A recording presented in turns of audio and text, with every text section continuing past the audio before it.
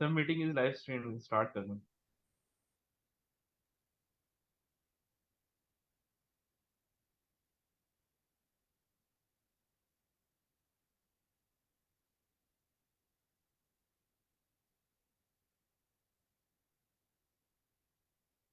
Should I start? Yes you can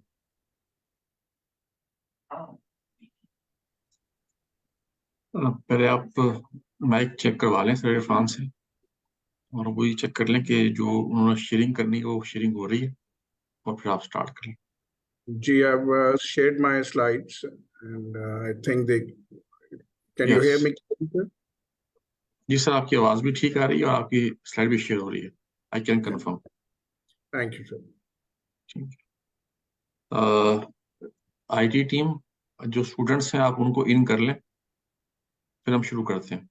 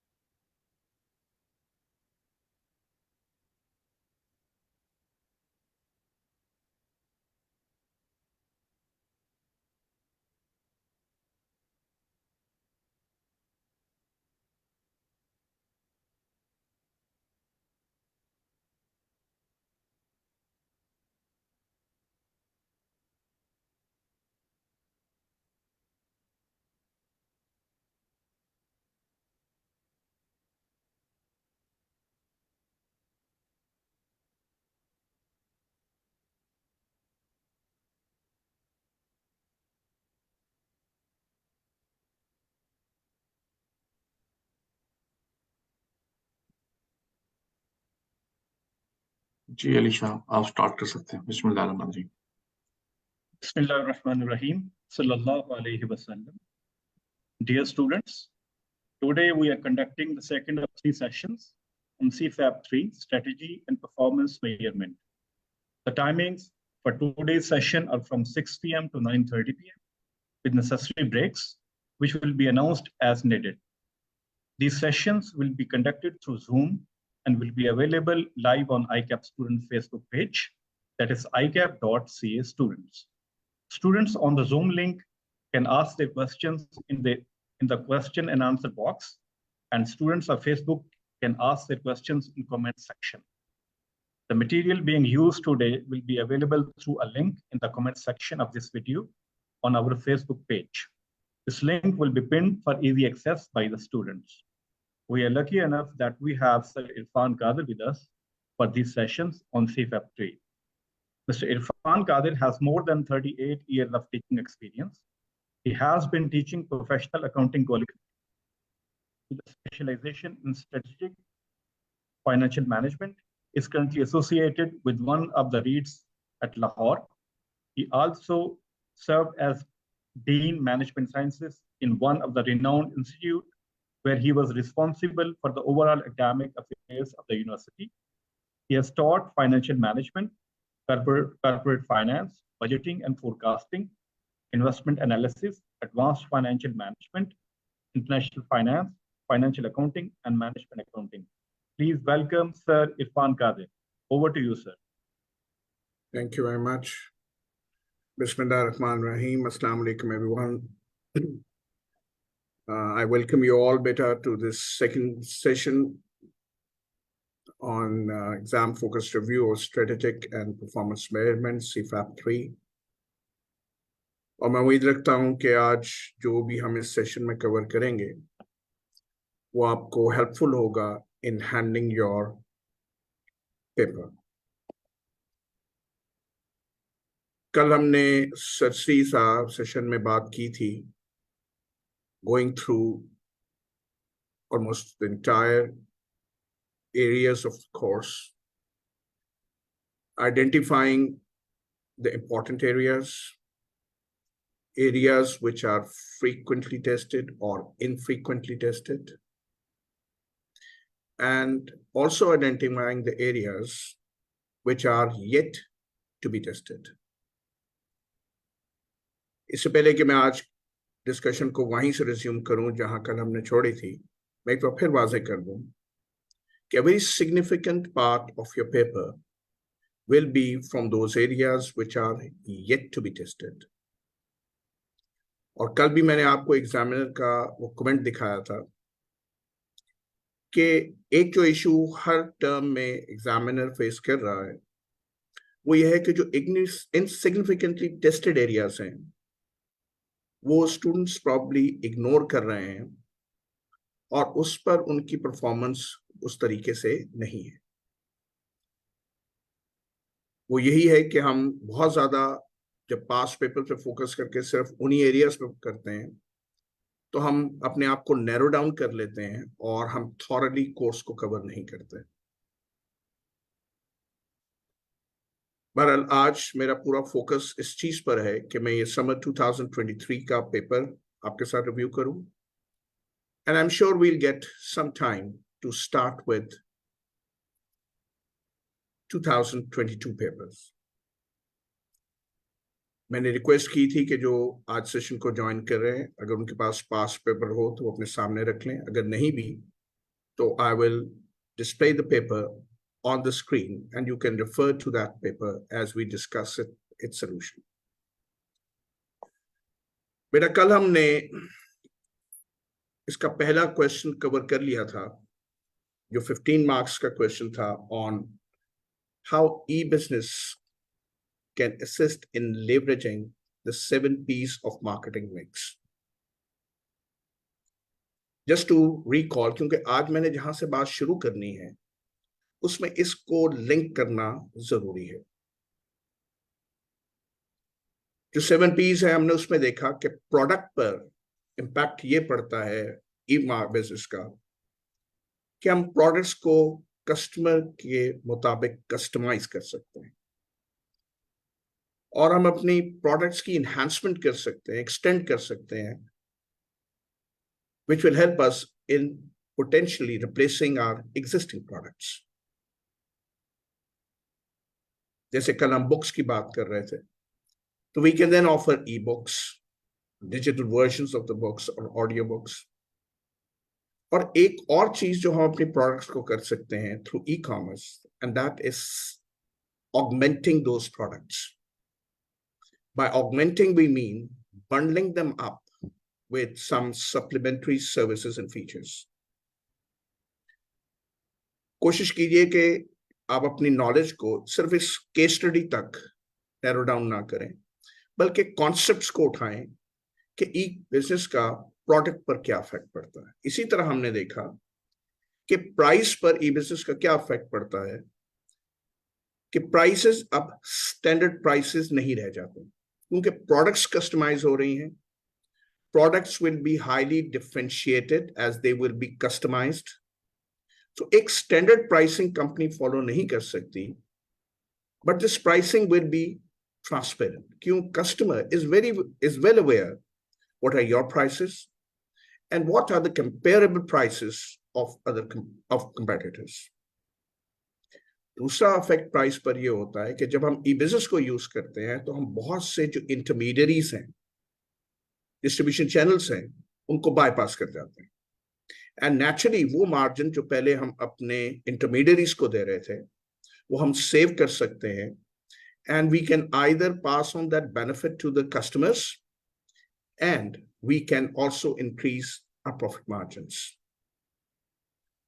इसी तरह जब हम ई बिजनेस पर चले जाते हैं, डायरेक्ट सेलिंग पर चले जाते हैं, तो जो पहले हमारे रिटेल आउटलेट्स थे उन तक जो हमारी डिस्ट्रीब्यूशन कॉस्ट थी और दूसरी एसोसिएटेड कॉस्ट थी उनको हम रिड्यूस कर लेते हैं and this will also help us in reducing our prices.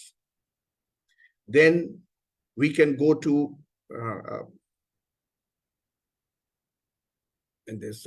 to those areas where our products were not existing at that time. तो हम उन एरियाज में जा सकते हैं जहां पर के प्रोडक्ट्स पहले नहीं थी और वहां पर हम अपनी प्राइस पेनिट्रेशन स्ट्रैटेजी को इफेक्टिवली यूज कर सकते हैं। इसके बाद हमने देखा कि प्लेसमेंट पे हमारा ई बिजनेस का क्या इफेक्ट पड़ रहा है। प्लेसमेंट में सबसे बड़ा इफेक्ट यह है कि हम उस रिटेलर्स की 4 बाउंड्रीज से निकलकर हम एक ग्लोबल ऑडियंस तक पहुंच जाते हैं। अब ग्लोबल ऑडियंस तक पहुंचने के लिए हमें एक्सप्लोर करना पड़ती हैं partnerships with other online retailers.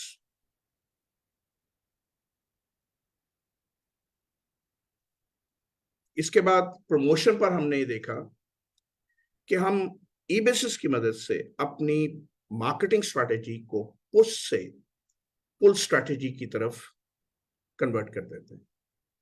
In a push strategy we push the product to the customer, whereas in a pull strategy we are actually attracting the customer through our websites and through our other digital marketing campaigns.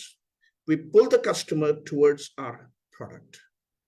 So probably promotion में जो सबसे बड़ा change है कि हम जो digital marketing channels use करते हैं like search engines, social media, online advertising, target marketing, उससे हम अपनी marketing strategy को push strategy से convert कर देते हैं to pull strategy.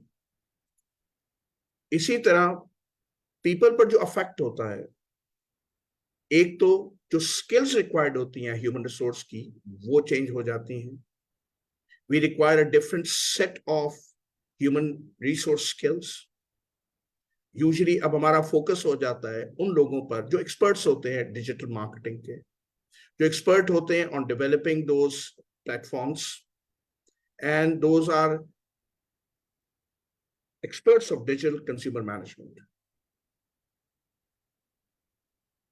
इसके साथ पीपल पर यह भी इफेक्ट पड़ता है कि इन मेनी केसेस जब हम अपने प्रोसेसेस को ऑटोमेट कर लेते हैं तो वो प्रोसेसेस जो पहले लोग परफॉर्म कर रहे थे उनकी जगह now we have automated processes में हमारा इफेक्ट ये होता है, जैसे मैंने अभी बात की, we are able to automate various aspects of our operations like ordering, payment processing, shipping.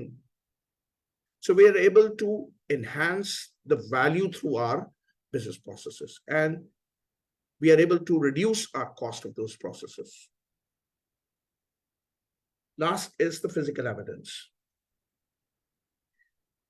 जैसे कल हमारे पास ये था कि यूजुअली जब एक शख्स बुक को खरीदता है, या मैंने आपको एग्जांपल दी थी गारमेंट्स की, फैब्रिक की, तो वो उसको फिजिकली चेक करके उसके टेक्सचर को, इन केस ऑफ फैब्रिक्स, उसके कलर को, उसको फील करके फिर खरीदता है.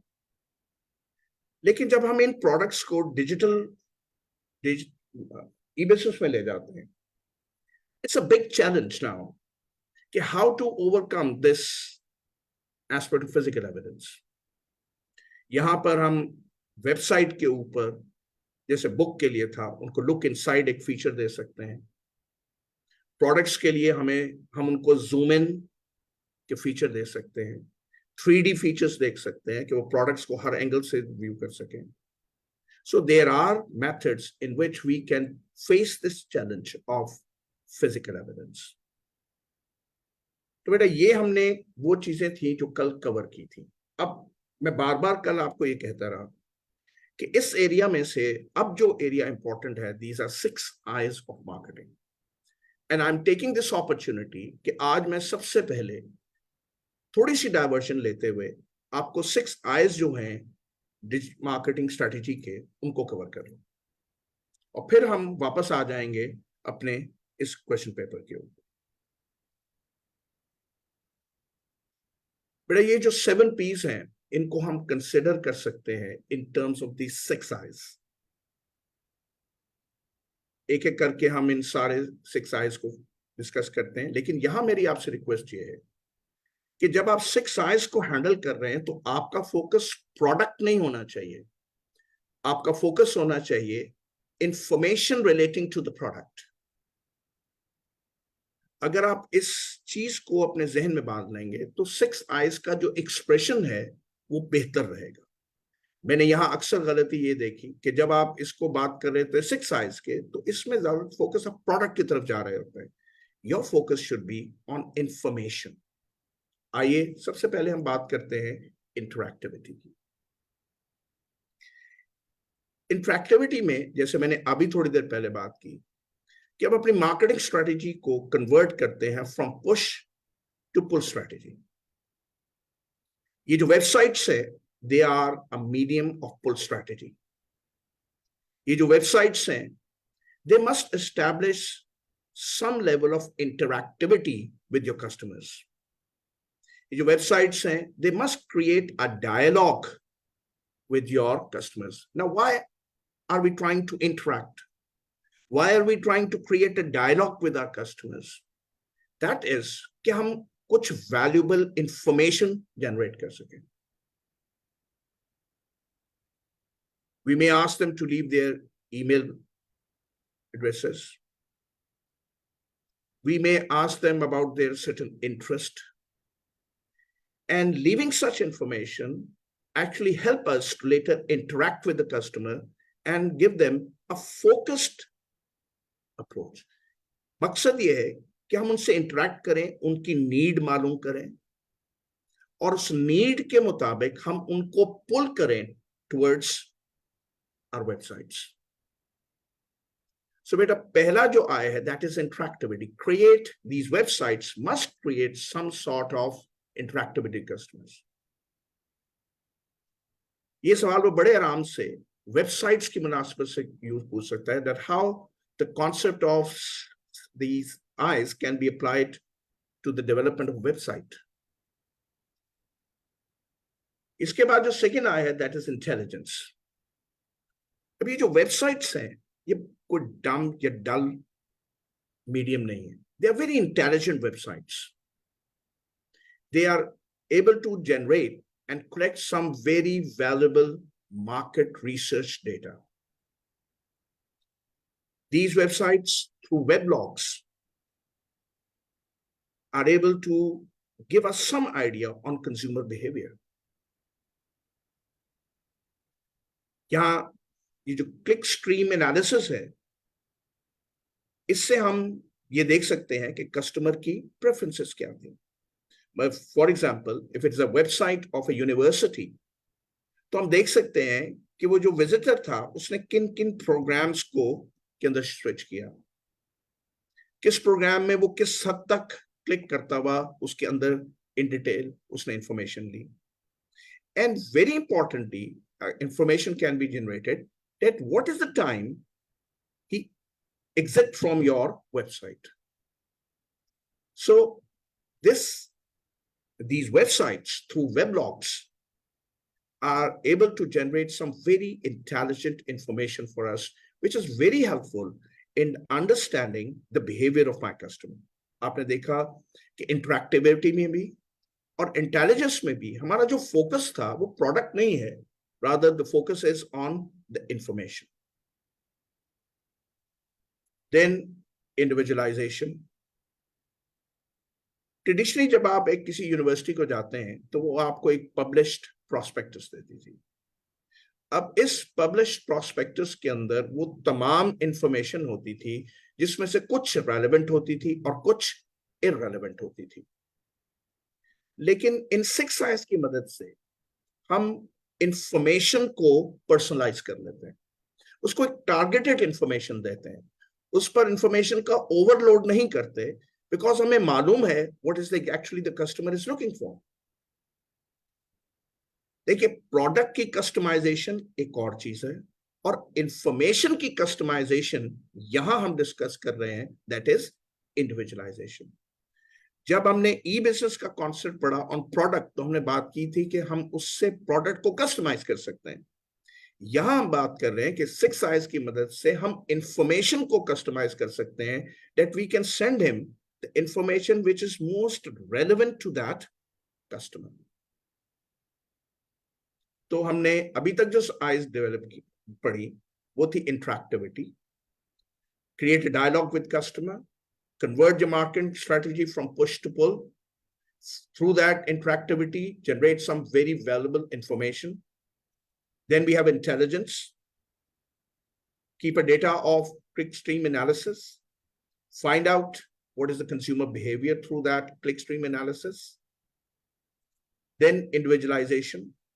That is कि customer को के ऊपर irrelevant information का बोझ ना डालो. Send him, or through these exercises we're able to send him only the relevant information. So we are customizing the information here.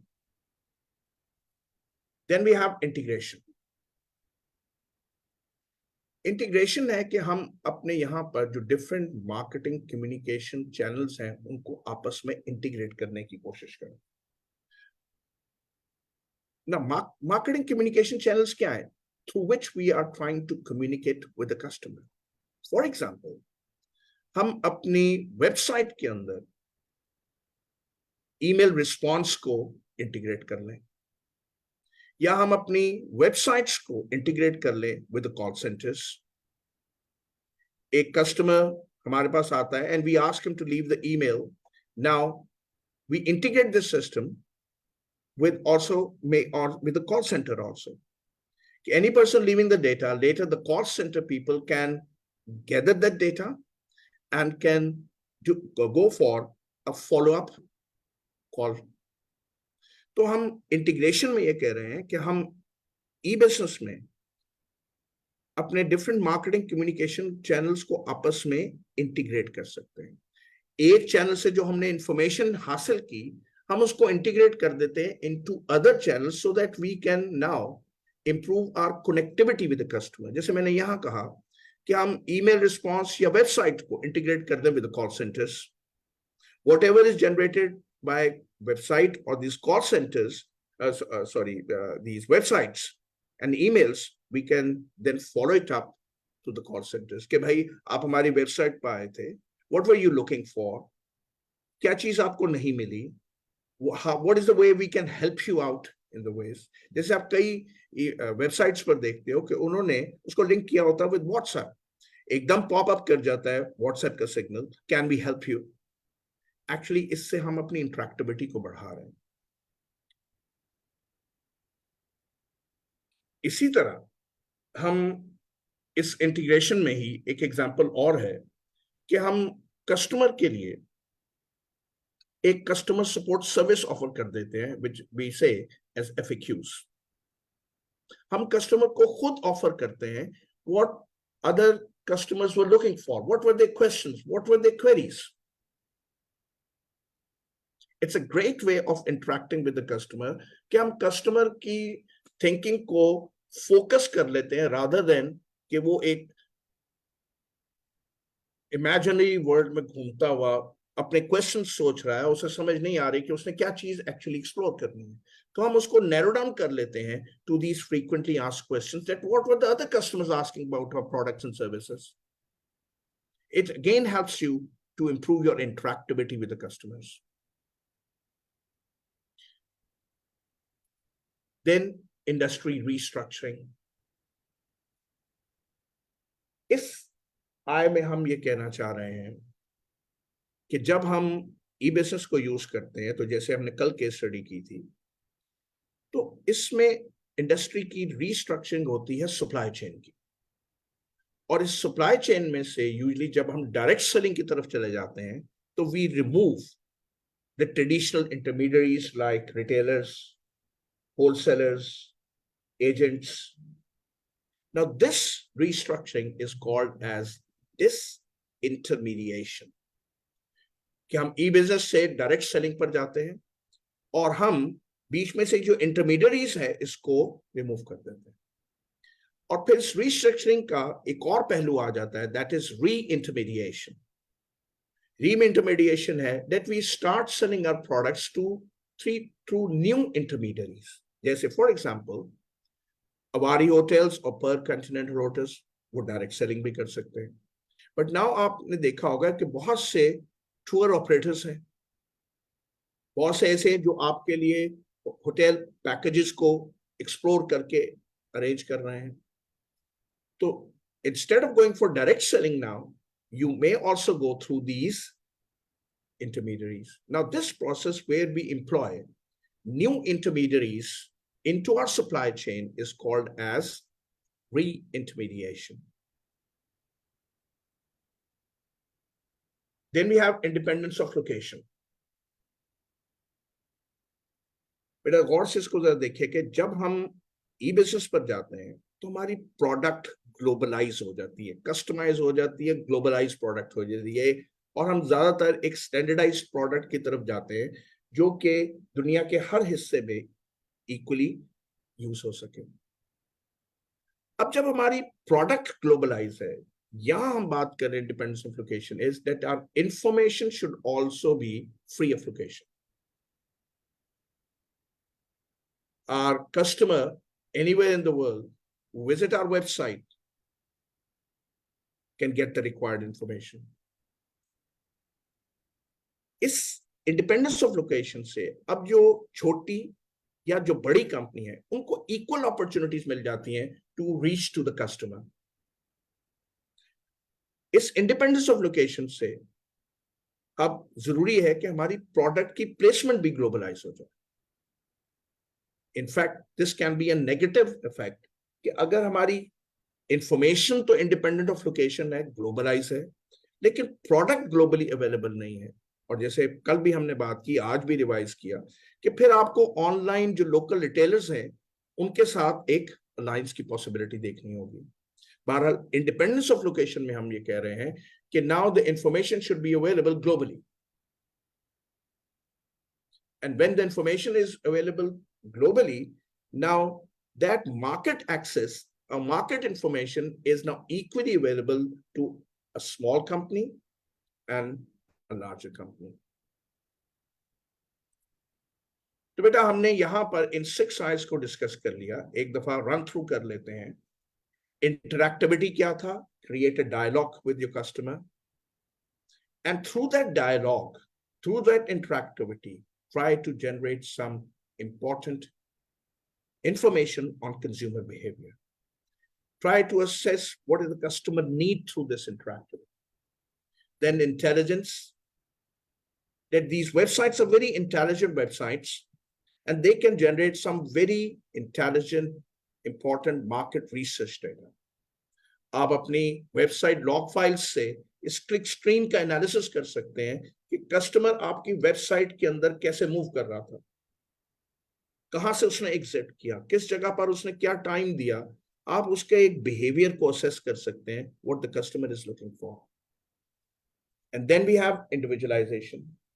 Individualisation ये है कि आप कस्टमर को अब सिर्फ प्रोडक्ट कस्टमाइज टारगेटेड ना दें, सिर्फ उसको इंफॉर्मेशन भी पर्सनलाइज दें, उसके बाद ऊपर इंफॉर्मेशन का ओवरलोड ना करें, उसको वही इंफॉर्मेशन दें जो मैच करे उसकी नीड के साथ।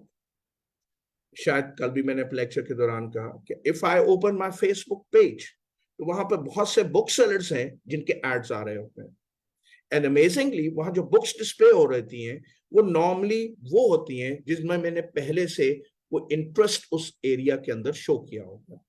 So now that publisher is sending me information which is just according to my need. Then we have integration.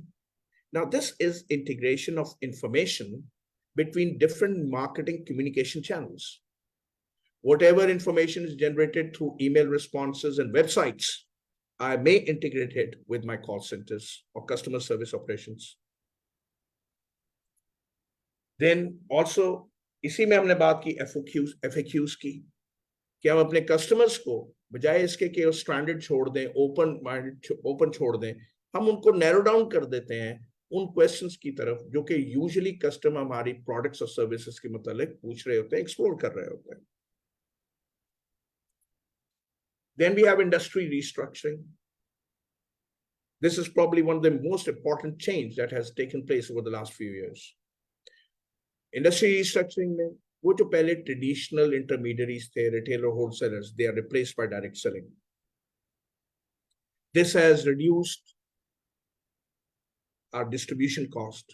These are increase our profit margins. This has also helped us in reducing our prices. तो एक जो effect हुआ, that is disintermediation.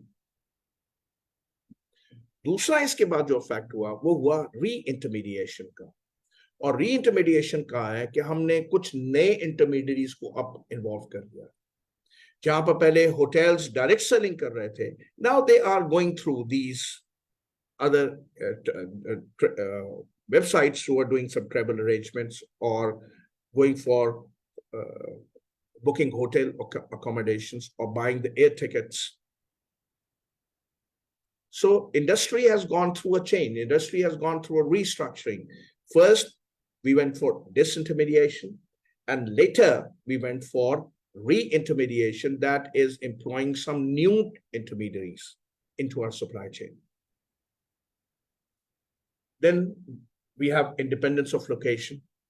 Independence of location में हमने बात की कि अब हमारी जो इंफॉर्मेशन है वो हमारी 4 बाउंड्रीज में से निकलकर now it's reaching to the global customer. अब जब हमने इसको इंफॉर्मेशन को ग्लोबलाइज कर लिया तो एक्चुअली इसका बेनिफिट ये हो रहा है कि वो इंफॉर्मेशन जो शायद पहले सिर्फ बड़ी कंपनीज को हासिल होती थी, वो मार्केट्स जो सिर्फ बड़ी कंपनीज के एक्सेस में थी, now they are equally accessible for the smaller companies, because now they can send in the information irrespective of the size to the same global customer. So your information has become independent of location. मेरी सिर्फ आपसे ये request है, जो मैंने usually यहाँ problem देखा है कि वो स्टूडेंट्स इसको प्रोडक्ट की तरफ ले जाते हैं. इन 6 साइज पे आपने प्रोडक्ट की तरफ नहीं जाना. You have to just stick to information. जैसे अभी मैंने बात की, यहाँ प्रोडक्ट ग्लोबलाइज नहीं हो रही, यहाँ बात करें information is globalize. It is available to customers all over the world.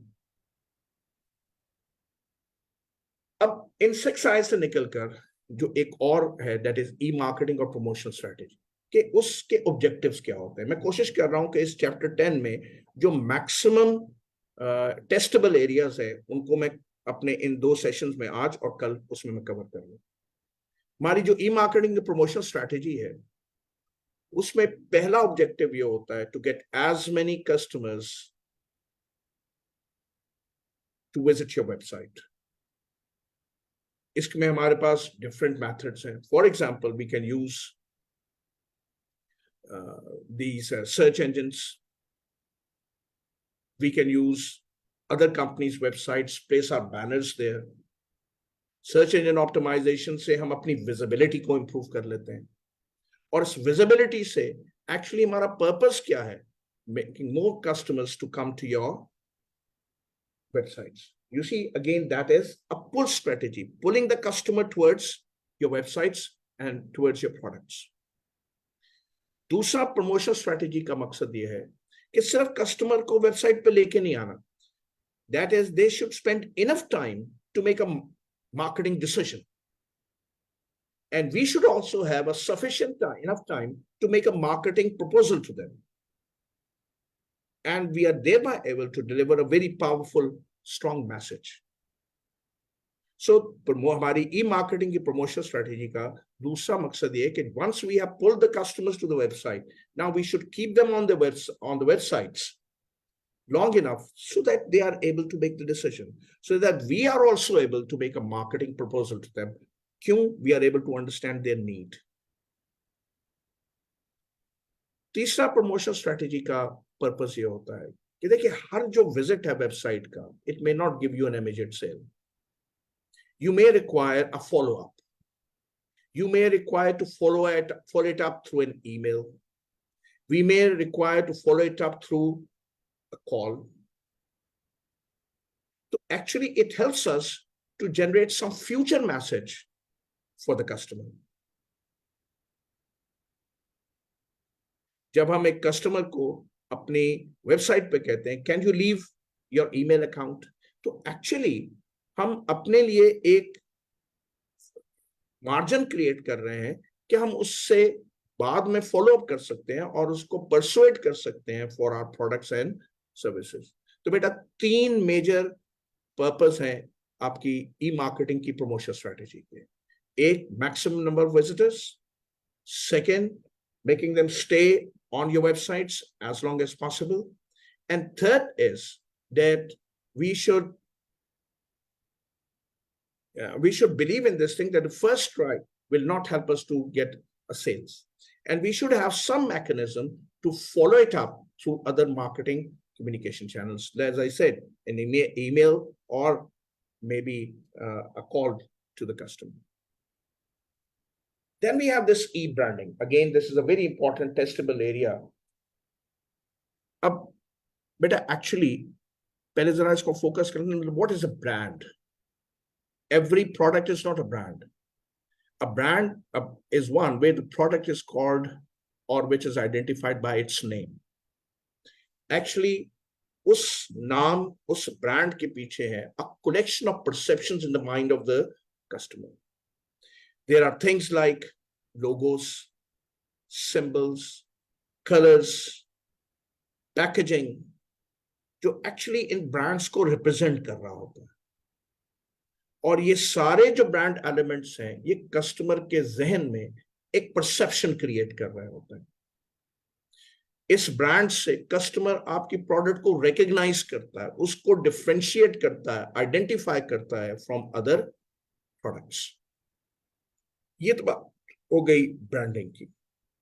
अब जब हम इंटरनेट को यूज करते हैं for branding purposes, E branding, तो वहां पर हमारे पास 4 चॉइसेस हैं as far as e-branding is concerned. एक तो हमें पता चल गया, we have to identify our product, that's a brand, that's branding. लेकिन अब हम इंटरनेट को कैसे जब यूज करते हैं तो हमारे पास अब ई ब्रांडिंग के लिए 4 चॉइसेस हैं. We are the one to make the selection out of it. पहला है duplicate our existing brand. लेकिन इसमें अब एक थोड़ा सा हमें ख्याल रखना है. अगर हमारी वेबसाइट्स ठीक ना हुई, हमारे डिजिटल कम्युनिकेशन चैनल्स सही ना हुए, तो फिर वो हमारे एग्जिस्टिंग ब्रांड के इमेज को डिस्टर्ब कर सकता है. सो यहां हमने जो पहली हमारे पास चॉइस है, that is to duplicate our existing brand. दूसरा हमने क्या है, extend the traditional brand by creating a slightly different version of the brand. ये टोटली डिफरेंट ब्रांड नहीं है, यहां हम अपने ब्रांड का एक डिफरेंट वर्जन ले लें. Like in the case of BBC, हम बीबीसी को एक्सटेंड किया और we gave it a name of BBC online. So दूसरी हमारे पास ऑप्शन ये है कि हम अपने ट्रेडिशनल एग्जिस्टिंग ब्रांड को ना लें, बल्कि उसके एग्जिस्टिंग ब्रांड का एक डिफरेंट वर्जन दे दें, एक्सटेंडेड वर्जन दे दें with a slightly different name, like BBC is using BBC Online. Isme, the services offered by BBC Online would be different from which are offered by BBC brand.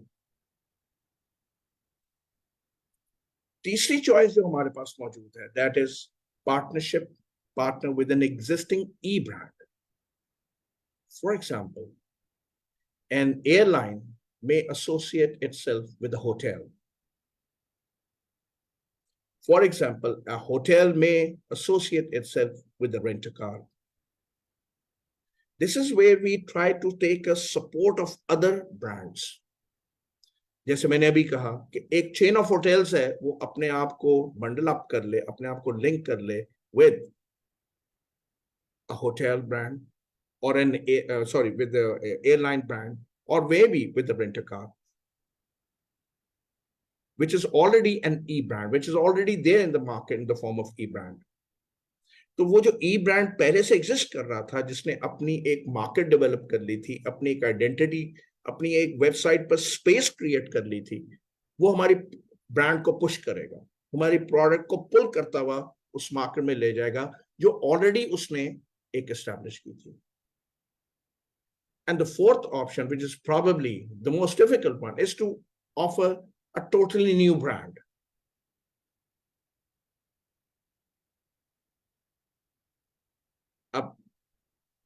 This new brand does not have any association with your previous brand. For the customer, it's a totally new version. It's a totally new brand which is there, offering a different set of services, a different set of features to the customer. तो बेटा ई branding में जब हम जाते हैं using ई business, तो हमारे पास 4 options हैं जो हम यूज कर सकते हैं.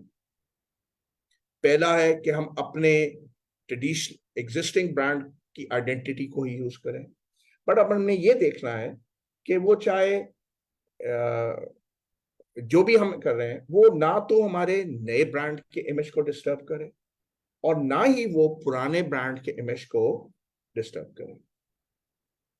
दूसरा ये है कि हम अपने एक्सिस्टिंग ब्रांड को एक्सटेंड करें और एक थोड़ा सा स्लाइटली डिफरेंट वर्जन दें अपने ब्रांड को by giving it a slightly different name, as I said in case of BBC. तीसरी ऑप्शन हमारे पास ये है कि हम पार्टनरशिप करें with already existing e brand जो ऑलरेडी अपनी एक प्लेस recognition बना चुका है on the web. In this case, that established brand will pull our brand. चौथी ऑप्शन हमारे पास ये है to create a new brand for the web. And in this case, our new brand will be totally disassociated with our traditional brand. आखिरी चीज जो इसमें मैं इस चैप्टर में से आज कवर करना चाह रहा हूं, that is the consumer relation management. इसमें आपको है there are many software applications which we use for customer relation management. मेरा मकसद इस वक्त ये है कि मैं आपको थोड़ा सा आइडेंटिफाई कि कंज्यूमर रिलेशन मैनेजमेंट क्या होती है। ये भी 6 आईज जो हम बात कर रहे थे, इन सारों के अंदर जो मेन कॉन्सेप्ट है 6 आईज से, that is CRM, that is to improve your customer relation management. CRM का बेटा मेन ऑब्जेक्टिव क्या है? मेन ऑब्जेक्टिव ये है कि हम इससे बेहतर अंडरस्टैंडिंग हासिल करते हैं about the behaviour of our customers, ताकि हम अपने मार्केटिंग ऑपरेशंस को मॉडिफाई कर सकें। अगर मुझे कस्टमर को पर्सनलाइज्ड इंफॉर्मेशन भेजनी है तो मेरे पास एक इंफॉर्मेशन होनी चाहिए कि एक्चुअली इसकी नीड क्या है, और naturally this can be done through consumer relation management. तो पहला मकसद जो बेटा हमारा यहां पर आता है, to find out more about the purchasing habits and preferences of my customers. Then another is to create the profile, correct, of my customers. By profile, I mean actually this will help me in segmenting my markets. So, but a consumer relation management and 6 I's can be a question which can be easily integrated. These two concepts can be easily integrated. कि पहले वो आपसे पूछे what is consumer relation management, and then you can apply कि इस consumer relation management 6 I's को हम कैसे use कर सकते हैं, उसे concept को कैसे apply कर सकते हैं। यही सवाल मैंने आपसे कहा कि वो उसको वेबसाइट के साथ कर सकता है कि वेबसाइट डेवलपमेंट के बाद वक्त मुझे ये बताइए कि जो 6 I's हैं वो किस तरह हेल्प आउट हो सकते हैं। जहां तक 2023 का पेपर था समर का, उसमें उसने एप्लीकेशन ऑफ ई बिजनेस और ऑन द मार्केटिंग पीस उसको बहुत डिटेल में डिस्कस कर लिया। तो आज ये एक सफिशिएंट पोर्शन इस चैप्टर 10 का आपके साथ कवर हो गया। इंशाल्लाह कल के जो पेपर हम डिस्कस करना है उसमें कुछ और एस्पेक्ट्स हैं इस चैप्टर 10 से जो आपके सामने आ जाएंगे, और मैं आपको बता चुका हूं कि 10 से 15 मार्क्स का एक पोर्शन है एक चैप्टर से जो कि टेस्ट हो रहा होता है। अब आ जाइए, हम आगे चलते हैं। And we're going on now to question number 2 of the paper. Now permit me to share the question paper for summer 23.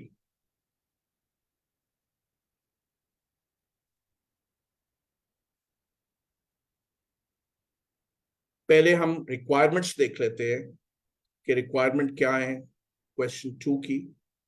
Again, it was a 15 marks question.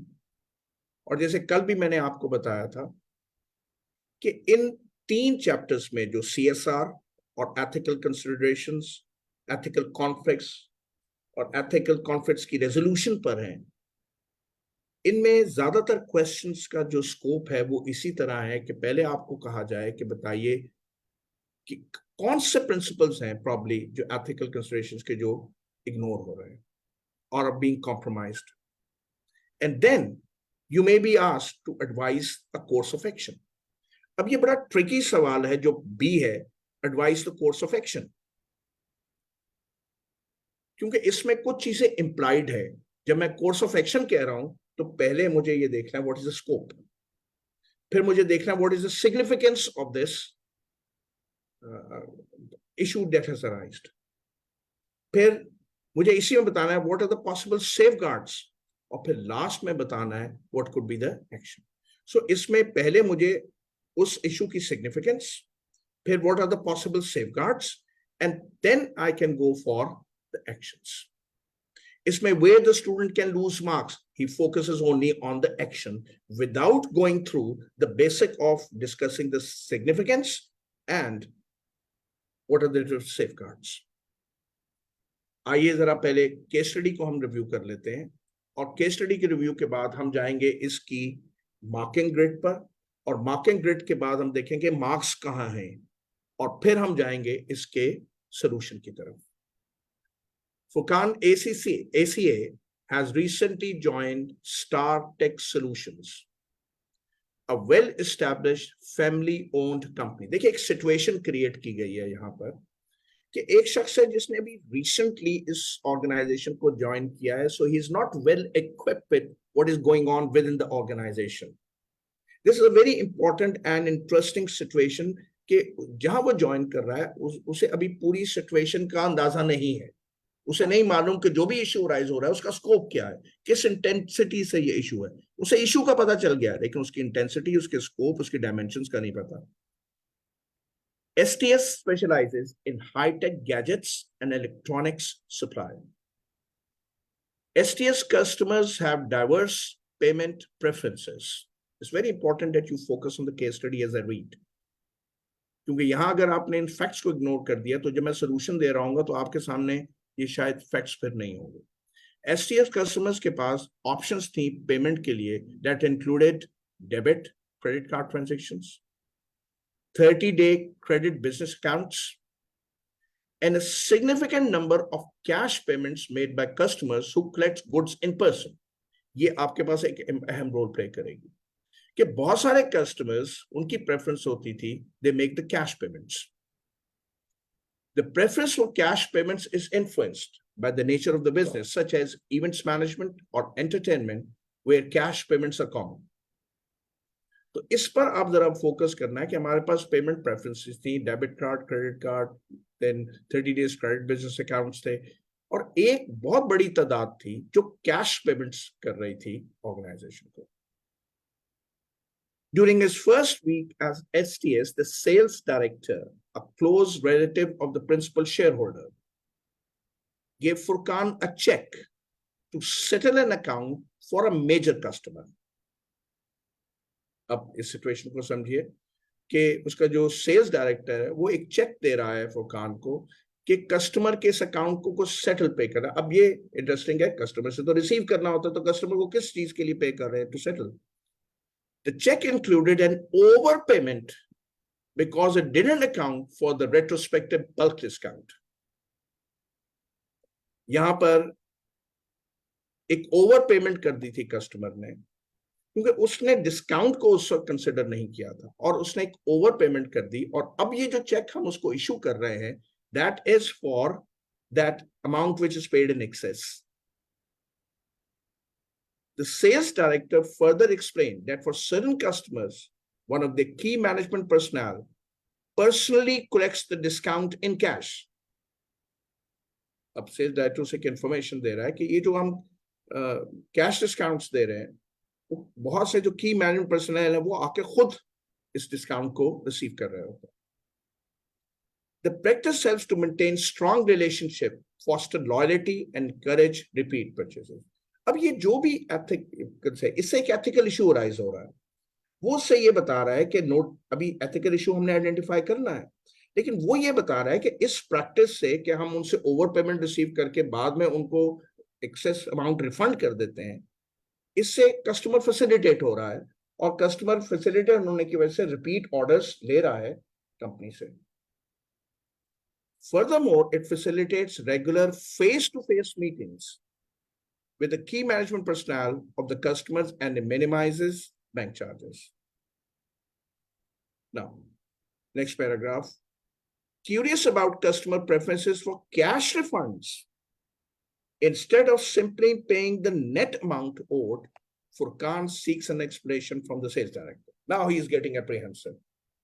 कि जी आखिर कस्टमर फुल पेमेंट क्यों नहीं करता जितना उसने, why they are making an excess payment? He is now attracted by this practice. कि why they don't pay the full amount, why they claim after the cash refunds. Furqan seeks an explanation from the sales director. In a professional manner, the sales director asserts that it is not their prerogative to question the customer motive. वो ये कह रहा है कि जी हमारा ये काम ही नहीं है कि हम कस्टमर को चैलेंज करें. कस्टमर में पेमेंट कर रहा है, उसने एक्सेस पेमेंट कर दी है, and we are giving them the excess amount back. Now अब क्वेश्चन को जरा दोबारा देख लीजिए. इस सारी सिचुएशन को आपने देख लिया कि कस्टमर एक्सेस पेमेंट्स कर रहा है, जो डिस्काउंट्स हैं उसको वो बाद में रिफंड के तौर पर क्लेम कर लेता है. Now there is a possibility of some issue. अभी वो इश्यूज हम यहाँ पर आइडेंटिफाई करेंगे, लेकिन सिचुएशन को पूरी तरह समझ लीजिए कि डिस्काउंट उसे मिल रहा था लेकिन उसे फुल पेमेंट कर दी, और बाद में जो डिस्काउंट है वो आके कैश में रिफंड ले लेता है. Now discuss the fundamental principle of ethics that may be compromised by Furqan. He's new into the company. उसके सामने एक सिचुएशन है. Now कौन से ऐसे प्रिंसिपल्स हैं जो कि वो कॉम्प्रोमाइज कर सकता है इस सिचुएशन में, या उसको उनका ख्याल रखना है. B. Advise the course of action that Furqan should take into account to resolve the matter. It's an 11 marks question. The first one is for 4 marks. आइए देखते हैं कि इसका अब क्वेश्चन का जवाब क्या है.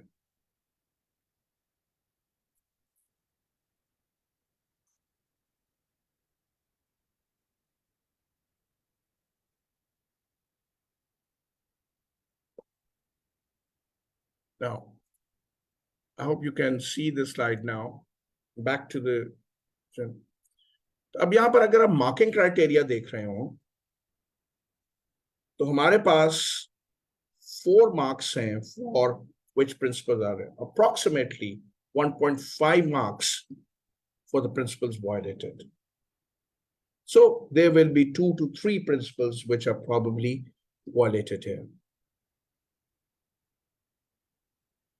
फिर बी में वो कह रहा है हमारे पास 15 मार्क्स हैं, और उसने कहा जी सबसे पहले, जैसे मैंने आपको कहा कि जब कोर्स ऑफ एक्शन पूछा जाए कि इसको कैसे रिजॉल्व करना है, तो पहले उसके इशू के सिग्निफिकेंस को डिटरमिन कर लीजिए, फिर उसके बाद the possible safeguards, and then go on to what is the possible course of action. और मार्क्स डिस्ट्रीब्यूशन देख लीजिए. 3 मार्क्स उसने दिए हैं to define the significance of the issue, 6 marks उसने safeguards के लिए थे, and 2 marks are for the course of action. And kindly note now, देखिए क्वेश्चन क्या कहता है, advise the course of action that should take into account to resolve the matter. और अगर आप मार्किंग क्राइटेरिया पे देखें तो जो कोर्स ऑफ एक्शन उसके सिर्फ 2 मार्क्स हैं, क्योंकि ये एंड रिजल्ट है इस सोल्यूशन का. इस पर पहुंचने के लिए आपको पहले डिटरमिन करना है इशू की सिग्निफिकेंस को, और फिर पॉसिबल सेफगार्ड्स को, और फिर जाना है आपने उसके एक्शन पे.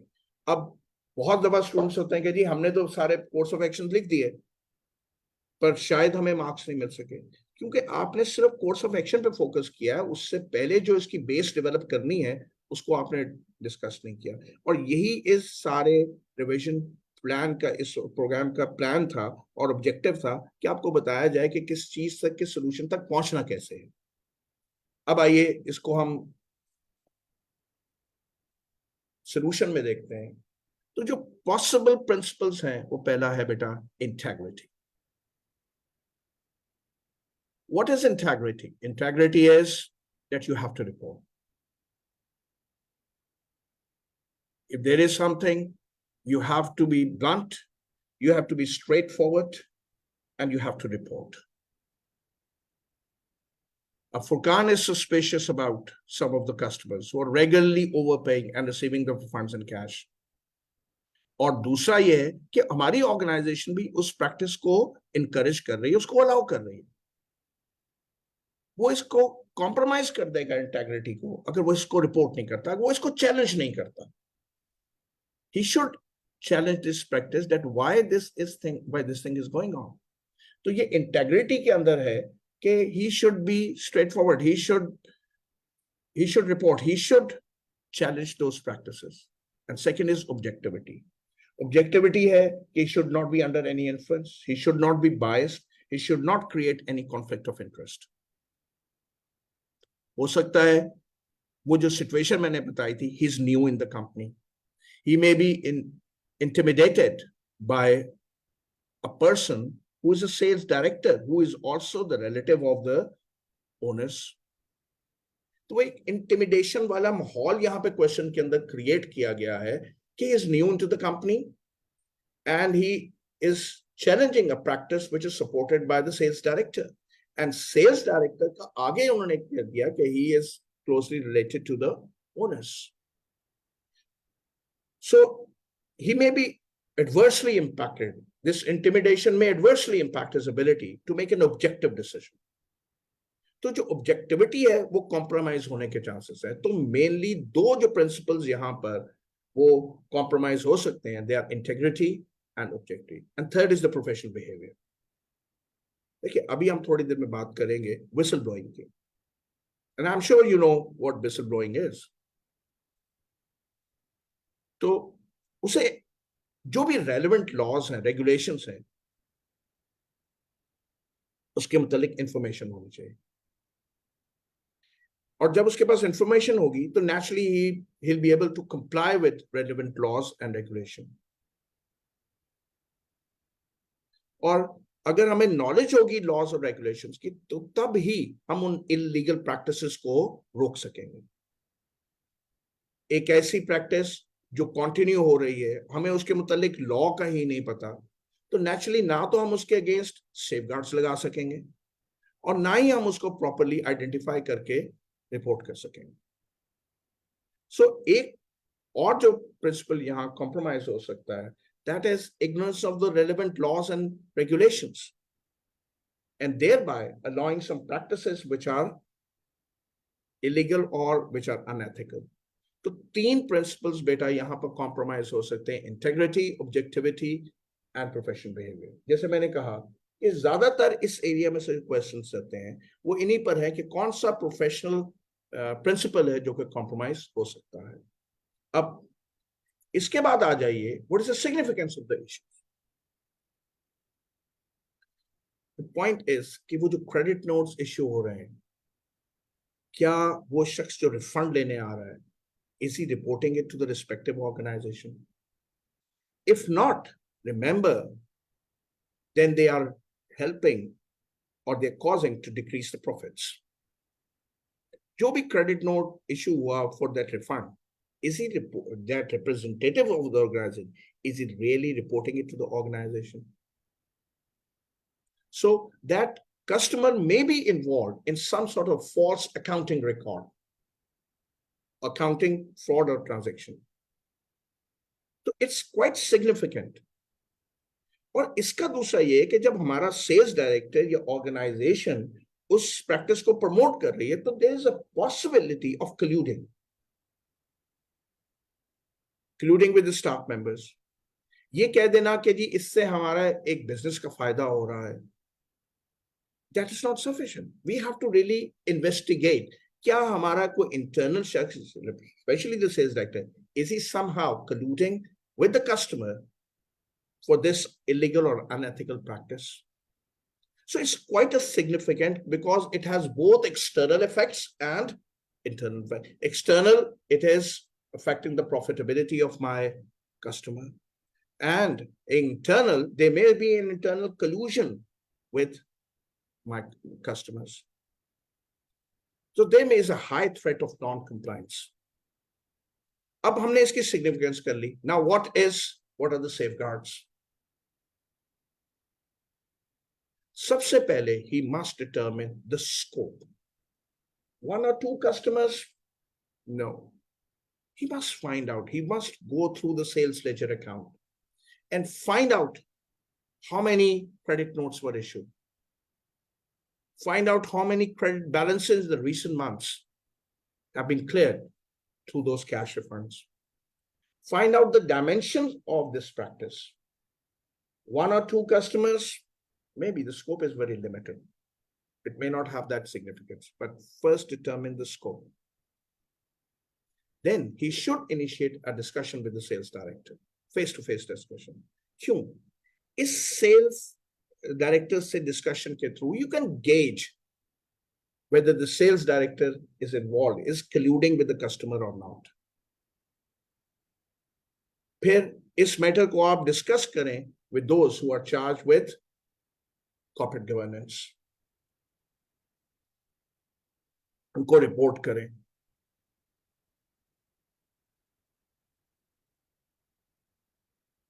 Then it's important कि आप जो भी गवर्नेंस से रिलेटेड लोग हैं, वो सेल्स डायरेक्टर है, उसको ICAP के जो एथिकल कोड है उसको एक्सप्लेन करें.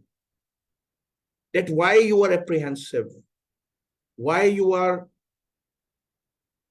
creating this sort of environment, why are you investigating the things, why are you interacting with them for this purpose. Explain them the importance of those ethical codes.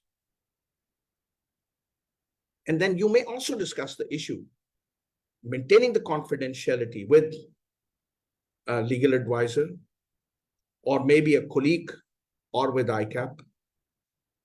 ये तकरीबन मैंने देखा ये जो आखिरी पॉइंट है ये ज्यादातर सेफगार्ड्स के अंदर आता है. Discussing the matter with a legal issue कि if I do this, what are my rights, what are my obligations. I may discuss it with a legal advisor, I may discuss it with another colleague, or I may discuss it with some representative of ICAP. So these are the possible safeguards. और जैसे मैंने बताया इसके 6 marks हैं. There are 6 safeguards here, 6 marks. And then what are the actions? पहला action ये है, इस कल भी मैंने बात की थी, he may resign. He may resign in order to disassociate himself from unethical practices. एक और भी केस स्टडी मेरे नजर से गुजरी है जहां पर के ऐसी ही एक सिचुएशन थी कि अगर वो इसको वो जो पर्सन है वो उसको अगर रिपोर्ट कर देती है तो there is a possibility that she might lose her job. So he should not be intimidated by that situation that she might lose her job. His ethical responsibility, he or she must report. तो पहला action क्या है? Maybe to resign, but लेकिन याद रखिए point number 3 को देखिए यहाँ पर कि resigning does not replace his obligation to take the necessary actions. कि जी मैं तो resign करके जा रहा हूँ. No, resign आप कर सकते हैं, but you must take all the necessary actions and you must document in detail what steps you have taken to resolve the issue. Very important that you must document that detail. And then, as we already said, you must take a legal advice. कि जो आप whistleblowing कर रहे हैं under whistleblowing, आपके rights क्या हैं, आपकी responsibilities क्या हैं, or what are the possible potential protections under the whistleblowing legislation that you have. Take a legal advice from a authentic source. तो आपके पास 4 actions are either to dissociate by resigning, but if you resign, even then you have to take necessary action. And when you're taking actions, document those actions. And 4th is take a legal advice with respect to the whistleblowing legislation. What are your rights? What are your responsibilities? Now, this is how better you should handle this question from these chapters, the ending chapters. Usually ethical जो issues compromise हो रहे होते हैं, should rise, उनका कहा जाता है और पूछा जाता है कि what are the necessary action. Action का मैंने अब आपको बता दिया, इसी को आप follow कीजिए कि सबसे पहले उसकी significance determine करें, फिर safeguards और फिर आइए action. 1-2 क्वेश्चन मैंने देखे किसी प्रैक्टिस को, वहां वो सीधा सेफगार्ड्स पे चला गया. What are possible safeguards. अब जब आप पॉसिबल सेफगार्ड्स कहने के हैं तो याद रखें उसका पॉसिबल एक्शन आपने खुद ब खुद लिखने हैं. अब ये 3 चीजें लाज़िम मजलूम साथ मौजूद, आपने इनको हर सूरत में साथ लेना है कि आपने सेफगार्ड्स है तो एक्शन लिखें, सिग्निफिकेंस भी लिखें. अगर उसने एक्शन पूछा है तो उससे पहले सेफगार्ड्स भी लेकर आए और उसकी सिग्निफिकेंस को भी लेकर. अब आइए क्वेश्चन नंबर 3. ये वो क्वेश्चन है जो कि वैल्यू चेन पर एग्जामिनर ने पूछा है. पहले हम इसके क्वेश्चन को देख लेते हैं. Discuss the changes in primary and secondary value chain activities to address the issues encountered due to the business growth. उसने कहा डिस्कस करें changes in the primary and secondary value activity to address issues encountered during the business को। तो naturally हम इस case study के अंदर growth से लिंक जो इश्यूज है उनको ढूंढ रहे होंगे। जैसे मैंने आपको पहले कहा था कि पहले रिक्वायरमेंट पढ़ लें, जब आप रिक्वायरमेंट पढ़ लेते हैं तो फिर आप केस स्टडीज को उसकी मुनासबत से ढूंढ रहे होते हैं। अब आप इस केस स्टडी में ढूंढ रहे होंगे कि इश्यूज क्या थे ग्रोथ से रिलेटेड, और साथ ही ढूंढ रहे होंगे कि इस वक्त वो क्या चीज कर रहे थे under the primary and secondary activities.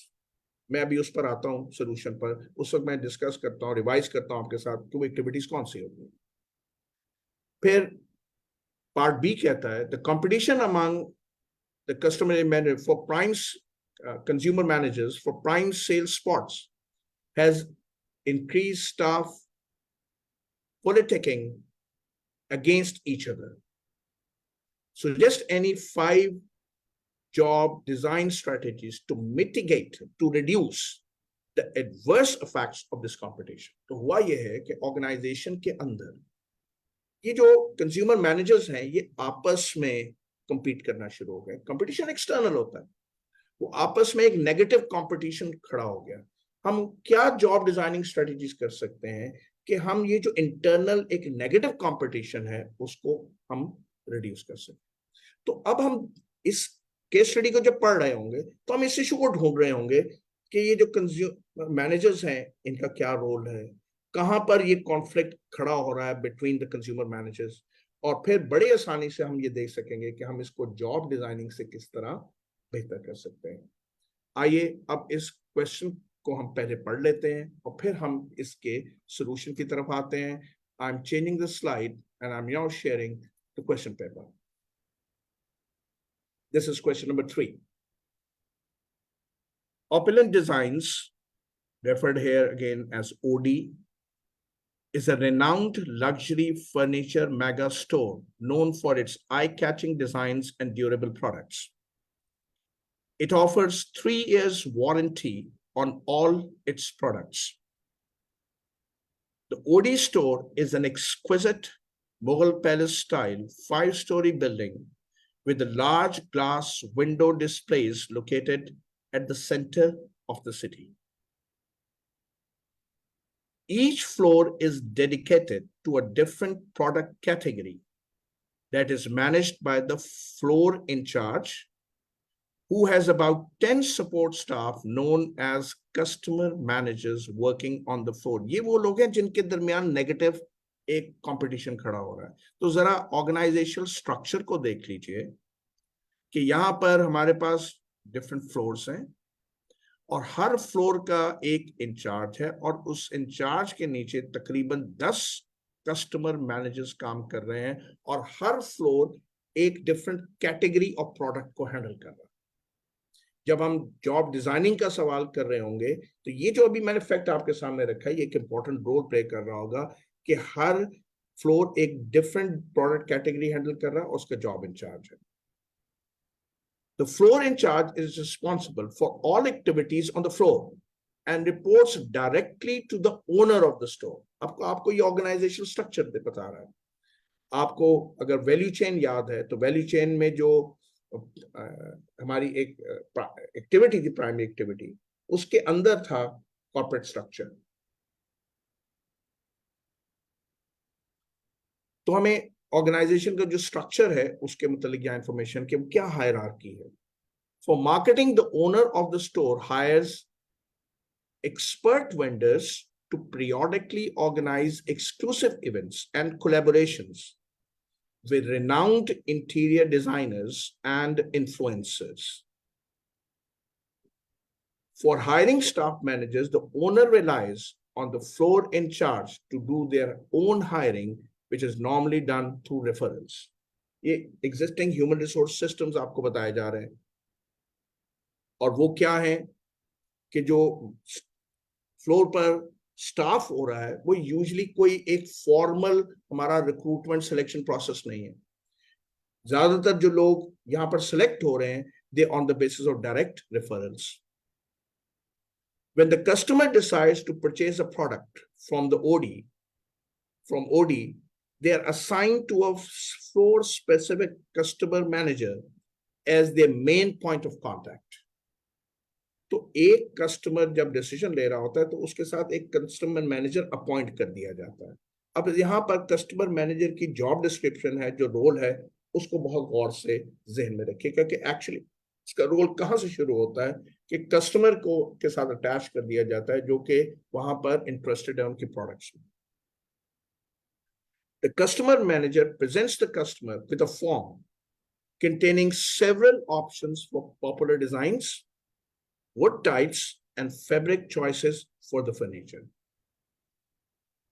Consumer managers get a hefty commission for each customer they assist, which fuels their competitive drive to secure prime sales spots on the floor. Don't forget, एक consumer, एक floor in charge के नीचे 10 consumer managers थे। वो 10 consumer manager उस floor पर different जगहों पर पोस्टेड है, और जब कस्टमर आता है तो उनको वो असाइन कर दिया, और उनका जो एक रेवेन्यू सोर्स है वो उनकी कमीशन है। नाउ यहां हमें एक आइडिया मिल गया कि they are competing for a good spot where they are standing on that floor, because standing on a good spot means higher commissions. Once the customer order is confirmed, the consumer manager contacts the warehouse manager at the central warehouse located at the basement of the building to check the availability of the required materials. अब यहाँ पर जो हमारे पास value chain की activity थी वो हमारे सामने आ रही हैं कि वो जो इनबाउंड एक्टिविटीज है वो कौन सी है। तो यहां पर हम वो इनबाउंड एक्टिविटी का जिक्र कर रहे हैं कि जो वो जैसे ही एक कस्टमर डिसाइड करता है, ऑर्डर कंफर्म करता है, तो वो फिर कंसल्ट करता है वेयरहाउस मैनेजर से। वो देखता है कि अवेलेबिलिटी ऑफ मटेरियल्स उस ऑर्डर को कंप्लीट करने की वो क्या है। If any materials are out of stock, the consumer manager takes approval from the floor in charge and normally places an order for twice the required material by directly emailing the suppliers who are situated around the world. The shipment of material usually takes between 20 to 30 days to reach the warehouse. Upon arrival of the materials, the warehouse manager notifies the consumer manager,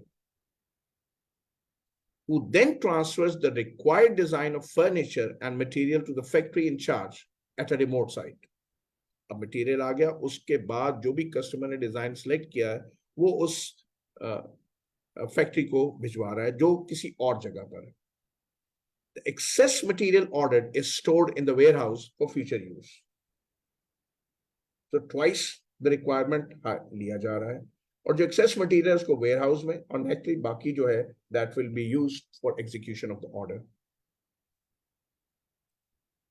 at the factory, skilled artisans bring the design to life through intricate hand carving and meticulous craftsmanship. The individual crafted components of furniture are then passed on to skilled craftsmen for assembly.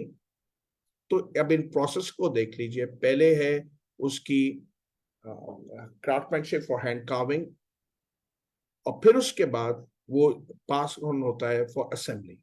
Her part जो भी furniture का है वो अलग अलग पहले उसके जो क्राफ्ट्समैन है वो प्रिपेयर करते हैं, और फिर वहां से वो असेंबली में जा रहा है। सो देखना ये कि हमारी जो टोटल मैन्युफैक्चरिंग प्रोसेस है उसके अंदर डिफरेंट प्रोसेसेस हैं छोटे छोटे। After this, a rigorous quality assurance check is conducted to ensure that every piece meets OD's quality standards.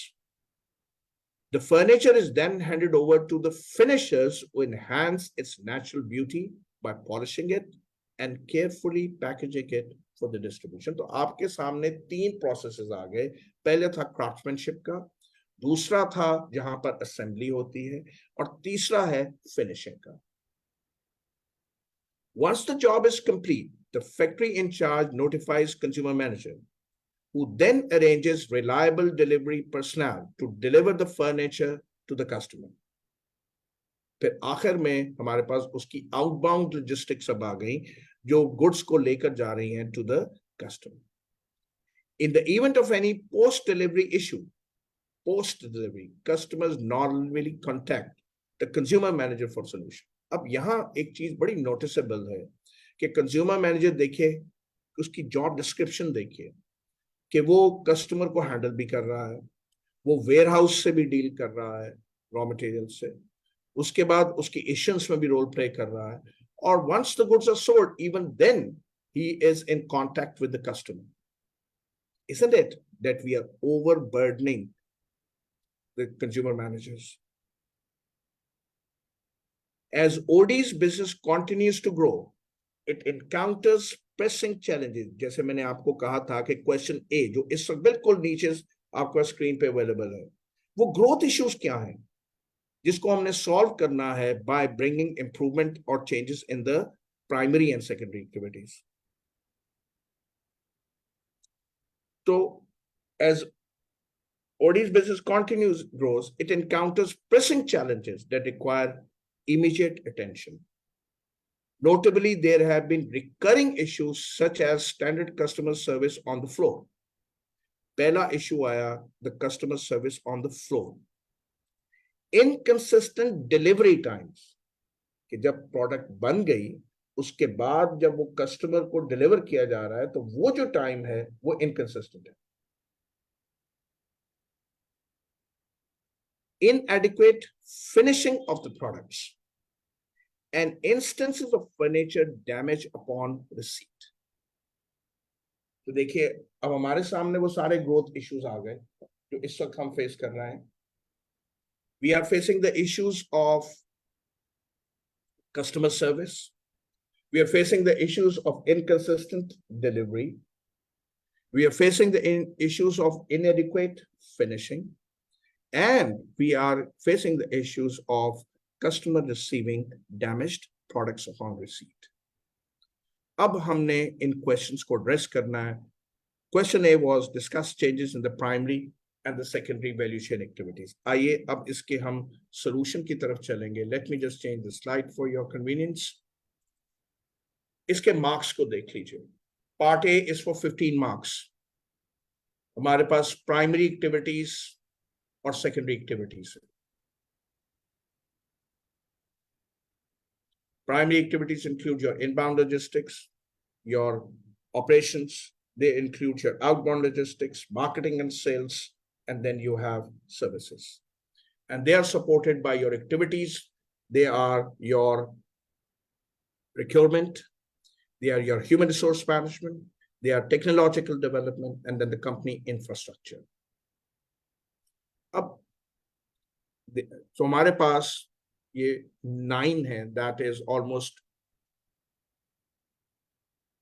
2 marks for each. जैसे भी उसमें हमारे पास 5 और 4 9 हमारे पास एक्टिविटीज हैं, तो आप इसमें 15 पे इसको अगर आप डिस्ट्रीब्यूट करें तो ये तकरीबन 2 या इससे कम मार्क्स में इसको डिस्कस करना है, क्योंकि अभी जब हम देखेंगे तो सारी एक्टिविटीज यहाँ पर एप्लीकेबल नहीं होंगी.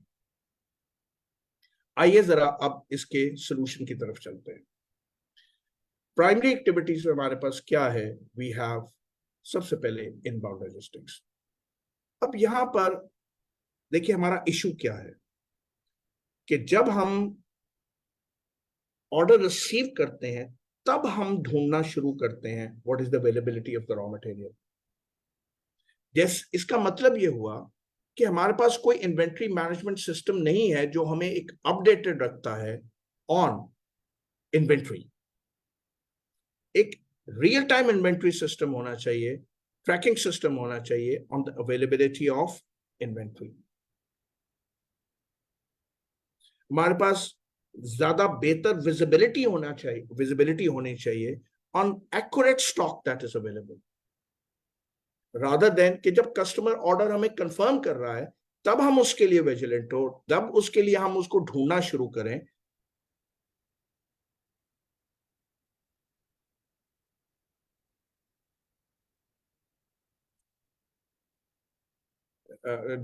करें. हमारे पास एक एडिक्वेट इन्वेंट्री मैनेजमेंट सिस्टम होना चाहिए जिससे हम रियल टाइम इन्वेंट्रीज को ट्रैक कर सकें.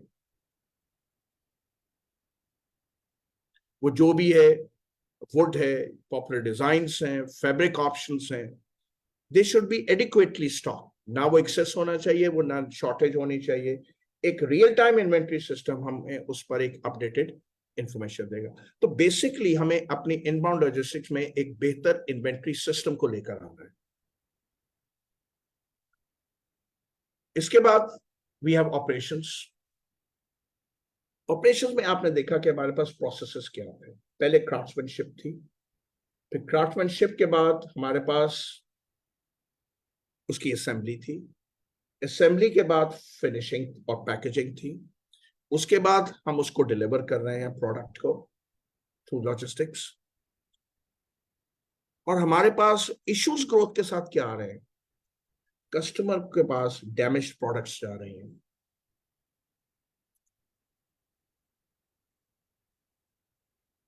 जी उमर फारूक, मुझे आपका क्वेश्चन मिल गया है, और ये आपके शुरू में बताया था बेटा कि आपके फेसबुक के ऊपर एक लिंक अवेलेबल है जहां से आप आज का और कल का जो मटेरियल है वो हासिल कर सकेंगे। मैं इस जो भी ब्रेक लूंगा उसके बाद फिर आपको कंफर्म कर दूंगा, लेकिन that is available on the Facebook. So I repeat now, यहां पर ऑपरेशंस में इश्यूज अराइज हो रहे हैं, डैमेज प्रोडक्ट कस्टमर को मिल रही है, लेट डिलीवरीज हो रही हैं, तो हमें यहां पर बेहतर क्वालिटी कंट्रोल प्रोसेस लेकर आना पड़ेगा, या हमें हर स्टेप पर क्वालिटी कंट्रोल को इंश्योर करना होगा। लेकिन जब हम हर स्टेप पे क्वालिटी एश्योरेंस लेकर आएंगे तो इससे हमारे जो प्रोडक्ट्स की it will take longer time for inspection, इससे हमारी प्रोडक्ट्स की जो डिलीवरी है वो डिले हो सकती है। सो हमें देखना है कि क्या हम इसको एंड पे जाके इस क्वालिटी कंट्रोल प्रोसेस को करें, क्या हम इसको हर स्टेज पर करें। लेकिन अगर हम इसको हर स्टेज पे करेंगे तो लाइकलीहुड है कि हमारा प्रोडक्शन टाइम इंक्रीज कर जाएगा। But whatever it is, we should have a more stricter and comprehensive quality assurance program to ensure that the customer do not get a damaged product.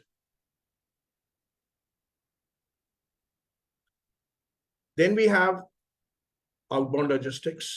हम already बात कर रहे हैं, इसके अंदर एक इशू हमें ऑलरेडी आइडेंटिफाई कर दिया, that is inconsistent delivery times. तो हमें अपने जो लॉजिस्टिक ऑपरेशंस है उनको स्ट्रीमलाइन करना पड़ेगा। प्रॉब्ली आउटसोर्सिंग के लिए हमें एक ऐसी कंपनी के साथ पार्टनरशिप करनी पड़ेगी which is more reliable in the delivery of the products. And very importantly, आजकल की दुनिया में जब हम आईटी को यूज कर रहे हैं, जी what is the issue with the current quality inspection? Current quality inspection में अगर वो सही होता तो बेटा कस्टमर के पास डैमेज प्रोडक्ट्स ना जाते। तो डैमेज प्रोडक्ट्स जब कस्टमर के पास पहुंच रहे हैं तो naturally there is some issue with the quality assurance और क्वालिटी कंट्रोल सिस्टम्स। तो आउटबाउंड लॉजिस्टिक्स में हमें अपनी जो लॉजिस्टिक ऑपरेशंस है उनको स्ट्रीमलाइन करना पड़ेगा। बेहतर पार्टनरशिप, हमें पॉसिबिलिटीज को देखना पड़ेगा with other logistic companies to ensure that the products are delivered with consistency. और आज की दुनिया में जैसे मैं बात कर रहा था with GPS and others, we should have implemented tracking system कि कस्टमर को हम अलाउ करें कि वो अपने जो प्रोग्रेस है डिलीवरी की उसको मॉनिटर कर सके। Then we have marketing and sales. हमें ऑलरेडी यहां पर एक इशू दिया गया है कि customer service on the floor is an issue. उसने ऑलरेडी हमें इन सारी एक्टिविटीज से रिलेटेड जो इश्यूज हैं वो बताए। इनबाउंड के लिए हमें बताया कि जब ऑर्डर आता है तब हम इन्वेंट्री को ढूंढना शुरू करते हैं। ऑपरेशंस में हमें बताया गया कि जो क्वालिटी कंट्रोल है वो पुअर है, इसीलिए कस्टमर के पास बाज दफा डैमेज प्रोडक्ट जा रही है। आउटबाउंड के लिए हमें बताया गया कि डिलेड डिलीवरीज हैं। मार्केटिंग एंड सेल्स के लिए हमें बताया गया कि on the floor there are issues with consumer relation management. तो यहां पर हमें कॉम्प्रिहेंसिव ट्रेनिंग प्रोग्राम लाना पड़ेगा in for these consumer management. यहां देखिए कि हम ऑलरेडी उनकी हायरिंग कर रहे हैं on the basis of reference. कोई फॉर्मल हमारे पास रिक्रूटमेंट प्रोसेस नहीं है टू जज देयर स्किल्स, टू जज देयर एक्सपीरियंसेस। तो हमें एक training programme, basic training programme अपने ऑपरेशंस के मुताबिक लाना पड़ेगा for that. And then we should have a better performance-based incentive systems. इस वक्त consumer managers are just focusing on the sales commission. which is purely just based on order. What about the customer satisfaction? Should this be only reason that the customer has placed an order? हमें अपने उन reward system के जो basics हैं जिसकी basis पर हम rewards देंगे उनको थोड़ा सा रिव्यू करना चाहिए और देखना चाहिए कि वो रिवॉर्ड्स किस चीज पर हमने बेस करना है. Rather than just the orders, we should have emphasis on the overall customer satisfaction. Then you have the services. अब यहां पर आपको स्टडी के अंदर फैक्ट दिया गया है कि पोस्ट सेल जो अब फीडबैक है या व्हाटएवर द कंसर्न वो फिर रिव्यू आते हैं towards the consumer managers. Actually यहां पर हम अब ओवरबर्डन कर रहे हैं कंज्यूमर मैनेजर्स को with workload. Why can't we set up a separate section which deals with the customer once the goods have been sold? इससे दो चीजें होंगी. एक तो ये कि हमारे पास स्पेशलाइज्ड स्किल अवेलेबल होगी फॉर आफ्टर सेल सर्विस. दूसरी हमारे ये कि जो कंज्यूमर मैनेजर्स हैं they will have more time to focus on the customers while they are there to make a decision to buy. तो हम दोनों चीजें इससे अचीव कर सकेंगे. That is by setting up a separate unit for services. तो आपने देखा कि जब हमने प्राइमरी एक्टिविटीज को रिव्यू किया तो हमारे पास डेफिनेटली पूरी केस स्टडी के अंदर ये फैक्ट्स दिए हुए थे. और जैसे मैंने कल आपसे बात की थी कि हमें अपना थ्योरेटिकल अप्रोच में वैल्यू चेन की प्राइमरी एक्टिविटीज को नहीं डिस्कस करना. We should see what are the facts given और उन फैक्ट्स को हमने यूज करना है इन आवर सॉल्यूशन.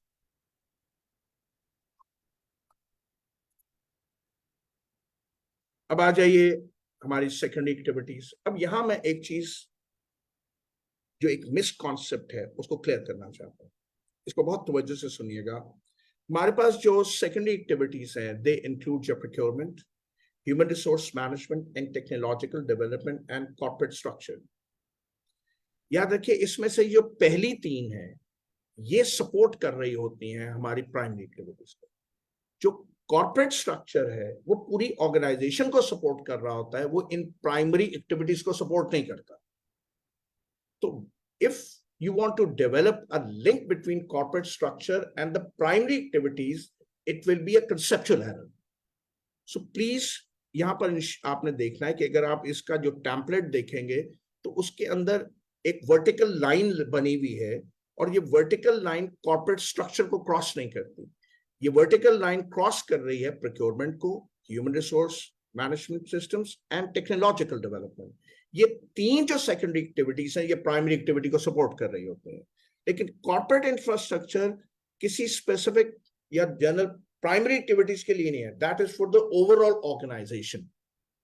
ये लिंक डेवलप करना जैसे अभी मैं सॉल्व करूंगा आपको वाज़ेह तौर पर नजर आएगा और इसका ख्याल रखना. ये कंसेप्चुअल एरर नहीं होना चाहिए. अब प्रोक्योरमेंट क्या है यहाँ पर? Procurement is we should have a good relationship between our supply chain, a stronger relationship with our suppliers. इसमें हमें ऑलरेडी एक लीड टाइम बताया गया है. How much time does it take to complete an order for the supply of materials. By better negotiations, by better relationship management, we can cut down on this lead time. We can get better terms of trade. And we should always look for developing a network of suppliers. अपनी dependency चंद supplier से निकालकर हमें एक network और suppliers पर लेकर जाना पड़ेगा. क्योंकि पोर्टर्स 5 फोर्सेस के मुताबिक जब आप अपनी डिपेंडेंसी को थोड़े से मल्टीपल सप्लायर्स पर ले जाते हो तो आप अपनी बार्गेनिंग पोजीशन को बेहतर कर लेते हो. But depending on 1 or 2 customer suppliers आप उन सप्लायर्स के हाथ में दे देते हो उस बार्गेनिंग पोजीशन को. Then human resource management. जैसे अभी हमने थोड़ी देर पहले बात की कि कोई फॉर्मल रिक्रूटमेंट हमारे पास या सिलेक्शन प्रोसेस नहीं है. नॉर्मली हम स्टाफ को सिलेक्ट कर रहे हैं on the basis of reference. एक हमें ज्यादा स्ट्रक्चर्ड हायरिंग सिस्टम लाना पड़ेगा ताकि हम बेहतर स्किल्स और रेलेवेंट स्किल्स वाले लोग हायर कर सकें. एक स्टैंडर्डाइज हायरिंग प्रोसेस हमें लाना पड़ेगा for the assessment of skills required as consumer relation manager. अभी सारी केस स्टडी में बज़ाहिर जब हम उसको कह देते हैं कि पर्सनल रेफरल्स तो ये एक चीज का अंदिया है कि यहाँ पर कोई आइडेंटिफाइड स्किल्स नहीं है, आइडेंटिफाइड एलिजिबिलिटी क्राइटेरिया नहीं है कि who can be a consumer manager. So एक formal हमें hiring process चाहिए when we talk about the human resource. Then we have the technology. Technology को हम कई जगह पर इसकी डेवलपमेंट कर सकते हैं, जैसे हमने इनबाउंड लॉजिस्टिक्स में कहा था कि हमें एक इन्वेंट्री सिस्टम चाहिए। अब इस इन्वेंट्री सिस्टम के लिए हमें टेक्नोलॉजी चाहिए to integrate it with operations, to integrate it with my outbound logistics and also integrate it with my services. तो हमें टेक्नोलॉजिकल डेवलपमेंट चाहिए यहाँ पर, ताकि हम अपनी जो प्रोसेसेस के डिफरेंट स्टेजेस हैं उनको आपस में इंटीग्रेट कर सकें। इसी तरह हम अपनी एप्लीकेशंस डेवलप कर सकते हैं to provide convenience, a better access to my customers. Even it may be for placement of orders, it may be for the selection of products, it may be for getting after sales services. So technological development is naturally which is required in all the areas of your primary activities. Then finally you have the company infrastructure. अब company infrastructure में देखिए, हम किसी primary activity का जिक्र नहीं करेंगे, हम जिक्र करेंगे वो कंपनी का जो एक हमें हायरार्की दी गई थी कि कंज्यूमर मैनेजर्स 10 प्रॉब्ली रिपोर्ट करते हैं फ्लोर इंचार्ज को, और फ्लोर इंचार्ज डायरेक्टली रिपोर्ट कर रहा है टू द ओनर। तो यहां पर हमें जो एक लग रहा है कि जो हमारे कंज्यूमर मैनेजर्स हैं दे आर ओवरबर्डन्ड, वो कई एक्टिविटीज पर इन्वॉल्व हो रहे हैं, including the procurement process, inventory management, production management, customer service, वो कई जगह पर इन्वॉल्व हो रहे हैं। हमें एक सेपरेट फंक्शनल डिपार्टमेंट एस्टैब्लिश करना चाहिए फॉर आफ्टर सेल्स सर्विस, ताकि इन कंज्यूमर मैनेजर्स के ऊपर जो वर्कलोड है वो हम रिड्यूस कर सकें। तो यहाँ आपने देखा, हम किसी प्राइमरी सेकेंडरी एक्टिविटी बल्कि ऑर्गेनाइजेशनल स्ट्रक्चर जो रिपोर्टिंग सिस्टम है उस पर बात कर रहे हैं, और केस स्टडी के अंदर हमें एक डेफिनेट फैक्ट दिया हुआ है उसके अंदर, और वही उसका पर्पस था।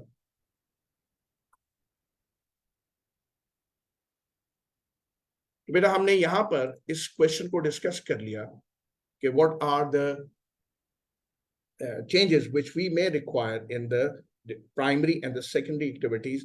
The focus is to look at the facts given in the case study. जब आप क्वेश्चन देख लेते हैं तो आपको एक फोकस हो जाता है कि मैंने इस केस स्टडी को किस perspective, we were looking for what are the issues related to the growth, we were focused on what are the different information available on the primary activities as well as the secondary activities. अब यहाँ पर हम अब एक break लेंगे, 7:30 है। I'll say my Isha prayers and we will be rejoining after 15 minutes.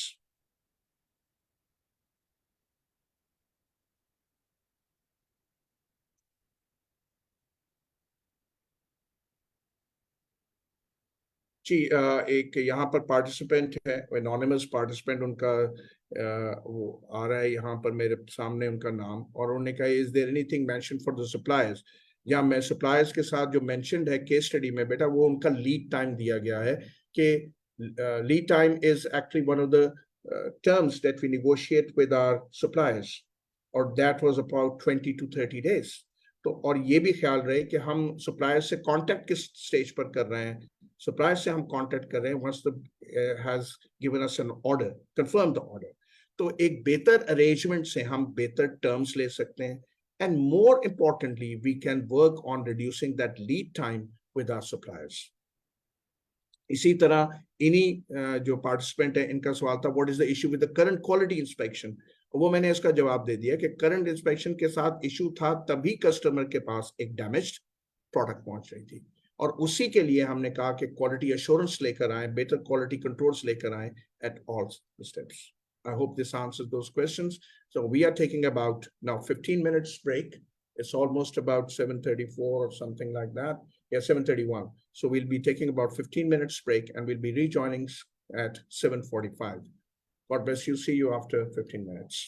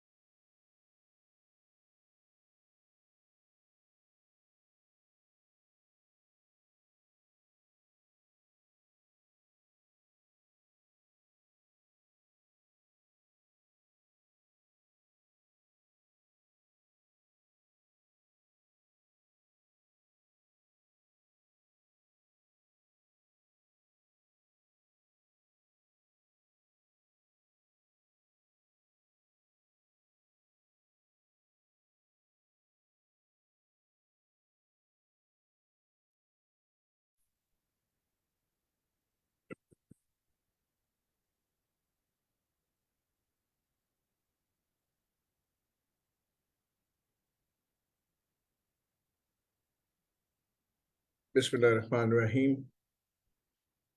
मैंने हमने क्वेश्चन 3 का जो ए पार्ट है वो भी कंक्लूड किया है। Now we're going to talk about part B कि हम क्या जॉब डिजाइनिंग स्ट्रेटजीज यूज कर सकते हैं कि हम एम्प्लॉयज के दरमियान इस इंटरनल जो कंपटीशन है, नेगेटिव कंपटीशन है, उसको मिनिमाइज कर सकें। इसमें पहला जो हमारे पास एक सजेशन है दैट इज कि हम कोलैबोरेटिव परफॉर्मेंस एवेल्युएशन करें, क्योंकि जो एक ऑर्डर है वो एक कोलैबोरेटिव प्रोसेस है जिसमें फ्लोर इंचार्ज भी इन्वॉल्व है, जिसमें कंज्यूमर प्रोसेस भी इन्वॉल्व है, जिसमें हमारे प्रोडक्शन प्रोसेस के लोग भी इन्वॉल्व हैं। तो एक कोलैबोरेटिव एवेल्युएशन सिस्टम करें और टीम बेस्ड रिवॉर्ड्स असाइन करें। इससे जब हम एक collaborative evaluation system, maybe that team of 10 managers may be regarded as one, those 10 consumer managers may be regarded as one team, and we do a collaborative performance evaluation. इससे उनमें जो आपस में competition होगा वो खत्म हो जाएगा, and they'll be ready to support each other at least on one floor. और इस collaborative performance evaluation से हम एक टीम बेस्ड इंसेंटिव सिस्टम लेकर आए। तो पहली जो हम सजेशन दे रहे हैं जॉब डिजाइनिंग में वो that is a collaborative performance evaluation system, and based on that collaborative evaluation system we should have a team based incentives. तीसरा हम जो कह रहे हैं, जो मैंने शुरू में जब हमने केस स्टडी पढ़ी थी तो मैंने उसको भी आइडेंटिफाई किया था कि जो फ्लोर्स है they are dedicated to a particular product. हम जो जॉब रोटेशन की एक स्ट्रेटजी लेकर आए ताकि हम लोगों की मल्टीपल स्किलिंग कर सकें। ये जो कंज्यूमर मैनेजर्स हैं इनको हम एक एक्सपोजर दें bye rotating them on different floors, उनको एक इक्वल अपॉर्चुनिटी दे सकें। इससे हम बाज दफा एक और ऑब्जेक्टिव हासिल कर सकते हैं कि एक शख्स किसी खास एरिया में टैलेंट रखा होता है, जब हम उसे रोटेट करते हैं तो हमें पता चलता है कि वो उस एरिया में एक्सेल कर रहा है as compare to where he was in the previous position. एक तो उसकी मल्टीपल स्केलिंग होती है, उसका एक्सपोजर बढ़ता है। दूसरा, हम बहुत दफा जो रियल टैलेंट्स होते हैं इंडिविजुअल्स में उस जॉब रोटेशन से आइडेंटिफाई करते हैं। तो तीसरा पॉइंट जो हम सजेस्ट कर रहे हैं जॉब डिजाइनिंग में के लिए दैट इज जॉब रोटेशन। तीसरा हमने केस स्टडी में पहले क्वेश्चन में भी आइडेंटिफाई किया that we should have a formal skill development programs. We add different products. Each floor is handling a different product. जब हम इससे स्किल डेवलपमेंट करेंगे, ट्रेनिंग प्रोग्राम्स लेकर आएंगे, तो हम इन सारे रिसोर्सेज को सिनर्जाइज कर सकेंगे। There will be equal opportunity that they can move on to different floors. And we will also have an organization, an opportunity that if somebody is missing from one, we can then induct a person from another floor because he is equally skilled in that product category also. So we should have a skill development training program ताकि लोगों की product knowledge बढ़ जाए, उनकी communication effective हो जाए, और वो जो problem था customer service का वो इस training program से हम बहुत हद तक हल कर सकते हैं। तो चौथा जो हम job designing के अंदर लेकर आना चाह रहे हैं that is skill development. Then we should have clear performance matrices. सिर्फ ऑर्डर बेस पर परफॉर्मेंस बोनसेस नहीं होने चाहिए। It should be overall customer satisfaction. हमें अपने प्रोडक्ट क्वालिटी को डिफाइन करना पड़ेगा, ओवरऑल टीम परफॉर्मेंस को एक मैट्रिक्स में बनाना पड़ेगा, कस्टमर सेटिस्फेक्शन को लेकर आना पड़ेगा। तो जो हम परफॉर्मेंस बोनसेस दे रहे हैं उसके अंदर हम सिर्फ ऑर्डर को ना रखें, उसके अंदर दूसरे एस्पेक्ट्स को भी लेकर आए, like customer satisfaction, overall product quality, overall team performance, इससे एक हेल्दी कंपटीशन जो है ऑर्गेनाइजेशन के अंदर उसकी एनवायरनमेंट क्रिएट होगी. Then we should have open communication channels. जो एक hierarchy है between, that is the owner, then we have the floor in charge, then we have the consumer managers. एक इनमें open communication channels develop करें, क्योंकि जो consumer managers हैं ये directly intact हैं with customers. Consumer के issues क्या हैं, उनके concerns क्या हैं, उनके ideas क्या हैं, they have a direct access to that information. A better communication with the floor in charge, and thereafter it is passed on to the owner. It will help us in improving our products, in our services, and a better value addition for the customer. एक feedback system हम encourage करें, ताकि इसमें बेशक हम technology को involve करें, लेकिन इस कम्युनिकेशन से हम कंपनी की ओवरऑल परफॉर्मेंस को बेहतर कर सकेंगे. Then recognition and appreciation. Performance awards हमने अलग कर लिए, मॉनेटरी रिवॉर्ड्स को अलग कर लिया, बट जो इंडिविजुअल परफॉर्मेंस है उनको रिकॉग्नाइज करना चाहिए. Those performance may not lead to rewards, but actually recognition of the performance should be there. So there should be a system whereby any outstanding performance, they should be immediately recognized by our system. Exceptional consumer ideas, like इसमें example दूं IKEA का, तो IKEA के अंदर एक recognition system है कि employees are encouraged to bring in the ideas for the designs, and once an idea is approved by the research department, then that product is named after that employee who actually brought that idea. तो एक कोई recognition system होना चाहिए उसके लिए. Like in Boeing, whatever the improvements there may be in this improvement in the design of the aircrafts, the ideas come from various sources, various directions, and then those ideas are recognized, those are encouraged, and those are rewarded.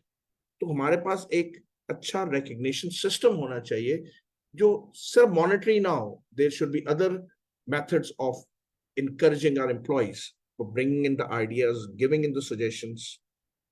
तो हम जो यहाँ पर job designing का कह रहे हैं, उसमें मैं इसको रिपीट कर दूं कि हमारे पास एक कोलैबोरेटिव परफॉर्मेंस इवैल्यूएशन सिस्टम होना चाहिए, एक टीम बेस्ड इंसेंटिव्स होने चाहिए, रोटेटिंग हमारे पास सिस्टम होना चाहिए, एक स्किल डेवलपमेंट प्रोग्राम होना चाहिए, क्लियर परफॉर्मेंस मैट्रिसेस होने चाहिए, और एक ओपन कम्युनिकेशन चैनल और रिकग्निशन सिस्टम. अब आप देखिए कि हमने जो भी जॉब डिजाइनिंग की यहाँ सजेशंस दी हैं, ये इमेजिनरी नहीं है. All are relating to somewhere to those growth issues जो हमने क्वेश्चन ए में भी आइडेंटिफाइड किए हैं और उसके अंदर किए हैं. इन सारों का फोकस एग्जामिनर किस चीज से देख रहा होगा? Is this job designing helping me in resolving those growth issues? Is it really helping me in eliminating those issues? They should not be just theoretical, imaginary suggestions in job designing. अब आइए question number 4, और ये बहुत important area है बेटा, और ये सवाल आपको एक बड़ा अच्छा आइडिया देगा कि how this performance evaluation question should be handled. इसमें पार्ट ए हमें कह रहा है analyse the financial and non financial performance of FSL, 12 marks question. B कह रहा है briefly explain the key factors that contribute to FL's competitive advantage. Also suggest strategies to mitigate the issues identified in your analysis in part A above by using these factors. अब इस मकसद के लिए हमें question के अंदर कुछ financial data भी दिया होगा. आइए हम इस क्वेश्चन पे पहले फोकस कर लेते हैं. I'm bringing the question again in front of you. इसमें अब स्किल ये है बेटा कि ये जो इस वक्त आपके सामने इंफॉर्मेशन दी गई है, आप लोगों ने ख्याल ये रखना है कि इसमें से एक भी ऐसी इंफॉर्मेशन नहीं है जो यूजलेस है, जो हम ये समझें कि ये पता नहीं क्यों दी गई है. कहीं ना कहीं एग्जामिनर के जहन में बात है कि कहाँ वो आपसे चाहता है कि आपके सोल्यूशन में इस चीज को आइडेंटिफाई करना है। आपने इंश्योर करना है अपने परफॉर्मेंस एनालिसिस के अंदर कि every figure given in the data is well tackled, is addressed in your solution. Make sure there is no information which is ignored just on the assumption कि हम नहीं समझ पा रहे कि इस फिगर का यहाँ क्या ताल्लुक है। देखिए यहाँ पर हमारे पास जो डेटा है वो हमें दिया गया है द रेवेन्यू, कंपनी की maintenance cost and then we have the operating profit. अब ऑपरेटिंग प्रॉफिट एक्चुअली देने का मकसद क्या होता है? इससे पहले आपकी मेंटेनेंस कॉस्ट है, ये मेंटेनेंस कॉस्ट वजह हो सकती है ऑपरेटिंग प्रॉफिट के डिक्रीज की। इसके अलावा हमें और भी यहाँ पर कुछ इंफॉर्मेशन दी गई है, वो वजह हो सकती है in reduction in this operating profit which has gone down from 200 to 140. इसी तरह हमारे पास total capital employed यहाँ पर दिया गया है, we can find out the return on capital employed. इसी तरह हमारे पास oil prices दी गई हैं, international oil prices. Now these oil prices सोचते हैं कि इसकी क्या हमें यहाँ हो सकता है, कंपनी का जो नेचर ऑफ बिजनेस है उसके अंदर इसका कोई रोल होगा, and that may be resulting into decrease in the operating profit because of increase in the operational cost. फिर हमें यहाँ पर कस्टमर की कंप्लेंट्स दी गई हैं, डिलेड डिलीवरीज की और डैमेज डिलीवरीज की। तो अगर हम देखें तो इसमें जो डिलेड डिलीवरीज की कंप्लेंट्स हैं दे हैव इंक्रीज कंसिडरेबली, और जो डैमेज डिलीवरी की कंप्लेंट्स हैं वो एक्चुअली कम हुई हैं। तो इसमें नजर आ रहा है कि कंपनी किस एरियाज पे फोकस करके उसको बेहतर बना पाई और दूसरा एरिया जहां पर के प्रॉब्लम अभी परसिस्ट कर रहा है। तो आइए, अब मैं जैसे कहा कि सॉल्यूशन में इन सारे क्वेश्चंस का फैक्ट्स का जिक्र जरूर होना चाहिए। अब आइए क्वेश्चन को हम थोड़ा सा पढ़ लें, तो what exactly is the nature of the business. तो हमने रिक्वायरमेंट्स पढ़ ली, रिक्वायरमेंट के बाद मैंने देखा कि financial performance, so I have gone through the financial data, so I know where what information I have to handle with. अब आइए क्वेश्चन को हम देखते हैं। Fast safe logistics, a well established logistic company. तो अब हमें क्लियर हो गया कि वो आखिर फ्यूल प्राइसेस क्यों दी गई थी। फ्यूल प्राइसेस दी गई थी because logistic company, one of the major cost will be the fuel cost which they use during the logistics operations. Was founded 30 years ago, specializing in transportation and storage of goods. Over the year, FSL has built a strong reputation in the market. Now, this is something which is the reason of their competitive advantage, a strong brand name, a strong reputation. Boosting a loyal customer base. This is another reason for competitive advantage, that they have a loyal customer and a significant presence in the region, market share. तो तीन reason हमें इसमें बताए गए which could be the reason for the competitive advantage. That is a good brand name, that is customer loyalty, and that is a significant presence in the market or the market share. The logistic industry has been witnessing steady growth in recent years, primarily driven by the increasing demand for e-commerce and online shopping. तो जो अभी e-commerce है online, naturally we use logistics to deliver the products to the doorsteps of the customer. However, this growth has also led to heightened competition with new entrants and existing players expanding services. तो दो चीज इसकी competitive environment पे influence हो रहे हैं। एक तो new entrants आ रहे हैं, तो naturally they are diluting your profits, और जो existing players हैं वो अपनी range of services को expand कर रहे हैं। तो दो चीजें हमारी profitability पर, हमारे competition पर असरअंदाज हो रही हैं। एक, the possible new entrants, and second is that the existing players are expanding. तो इससे एक हमें ये भी आइडिया हो गया कि जो हमने रेंज ऑफ सर्विसेज है वो probably expand नहीं की as compared to our competitors. While FSL faces increased competition, including rivals benefiting from economies of scale, the company has observed a surge in orders for specialized services such as cold storage and hazardous material handling. तो हमें यहाँ पर नजर आ रहा है कि हमारी competitive environment कैसी है। एक तो कंपेटिटर्स आए, दूसरा ये कि जो राइवल्स हैं हमारे, they are benefiting from economy of scale, a lower cost. On the technological front, FSL lags behind in service offerings, particularly in the areas like live tracking and other digital tools. तो technical जो development में ये company पीछे है, especially while the customer can track the progress on its orders. Accordingly, it also lags in serving the needs of e-commerce demand, where digital capabilities have become increasingly important. क्योंकि जब customer order place करता है e-commerce, he wants to track his order. Order इस किस stage पर है, delivery कब तक expected है. वो जो digital capabilities चाहिए company को, especially for to meet the increasing demand for e-commerce, the company is lagging behind. अब इस फाइनेंशियल डेटा के बाद हमारे पास एक ये पैराग्राफ नीचे है। FSL follows a practice of replacing its major operating assets, including vehicles and equipment, every 10 years. The most recent major replacement took place approximately 8 years ago. Look at the maintenance cost here. It has gone up from 40 to 55. हर 10 साल के बाद company replacement करती है। As we get near to these 10 years, your maintenance cost is bound to increase. तो ये जो हमें maintenance cost नजर आ रही है यहाँ पे, इसके पीछे रीजंस हैं। उसके रीजंस ये हैं कि 10 साल के बाद रिप्लेसमेंट होती है और उस 10 साल में से 8 गुजर चुके हैं, तो नेचुरली भी रिप्लेसमेंट में 2 साल है। तो जो भी हमारे पास वेयर एंड टेयर है, उसकी वजह से एसेट्स की जो मेंटेनेंस कॉस्ट है वो इंक्रीज हो रही है। The efficiency of assets has gone down. अब हमने इस कंपनी के फाइनेंशियल और नॉन फाइनेंशियल जो परफॉर्मेंस है उसका एनालिसिस करना है, एनालाइज। अब एनालिसिस का जब वर्ब यूज होता है, so you have to be conclusive. You don't give me what is the increase in revenue or decrease in revenue. You don't give me just what is the increase in maintenance cost. You have to give me the reasons behind that. You have to be conclusive in your answer.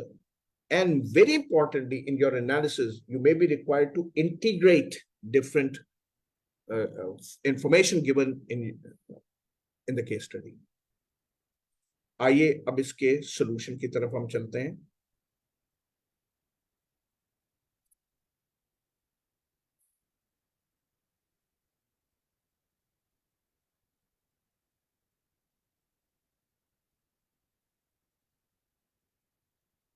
अब इसके marking criteria पे बाद में आता हूं ताकि वो बेहतर तौर पे आपको समझ आएगा। आइए पहले हम इसके परफॉर्मेंस एनालिसिस पर अगर चल जाए फाइनेंशियल डेटा पर। पहली चीज हमें बड़ा वाजे है कि इसका जो रेवेन्यू है वो 680 मिलियन से बढ़कर 700। तो पहली बात हमेशा ये किया करें जब फाइनेंशियल डेटा, इसमें जो हॉरिजॉन्टल एनालिसिस है, परसेंटेज इंक्रीज ट्रेंड, उसको असेस कर लिया करें बगैर time waste kiye. Maybe in the first 15 minutes that are available with you to read the paper, get to your calculator and find out the percentage increase in these figures, because they will surely be used in your analysis. तो यहां हमारे पास जो growth है वो mega 2.9% की है। अब हमें असेस, हम इस ग्रोथ को हायर करें या लो करें, हमारे पास एक इंडस्ट्रियल एनालिसिस होना चाहिए, इंडस्ट्रियल फिगर होना चाहिए। ये 3% हायर है या लो है, हमारे पास इसकी कोई डिटर्मिनेशन होनी चाहिए कि ये जो ग्रोथ रेट है वो सही है, एट पार है या बिलो पार है। तो बजायर हमें लग रहा है कि जो लॉजिस्टिक इंडस्ट्री है वो ग्रोथ पर है, ई कॉमर्स ने उसके अंदर फर्दर सप्लीमेंट किया और ग्रोथ को इंप्रूव किया है। तो बजायर हमें ये जो 2.9% है, एक फील मिल रही है कि वो शायद इंडस्ट्रियल ग्रोथ रेट से कम हो। हमारे कोई ना कोई पैरामीटर बेसिस के स्टडी के अंदर दिया हुआ है हमें, we have to be conclusive, और वो यही है कि प्रोबेबली जब हमारे पास कोई इंडस्ट्रियल ग्रोथ की फिगर नहीं है तो हमारे पास एक असेसमेंट है, और असेसमेंट ये है कि industry is on the rise, new entrants market में आ रहे हैं, न्यू एंट्रेंट्स ग्रोथ सेक्टर में आते हैं। कभी जब इंडस्ट्री मेच्योरिटी या डिक्लाइन पर होती है तो उसमें न्यू एंट्रेंट्स नहीं दाखिल हो रहे थे, तो इंडस्ट्री ग्रोथ पर है। अब जब इंडस्ट्री ग्रोथ पर है तो अगर मैं इसमें दूसरे मॉडल्स को ले लूं, बीसीजी मैट्रिक्स को ले लूं, तो बीसीजी मैट्रिक्स कहता है कि any rate above 10% is high, below than that it is slow. तो मुझे नजर आ रहा है कि ये 2.9% जो ग्रोथ रेट है वो शायद इंडस्ट्री के ग्रोथ रेट से मैच नहीं कर रहा।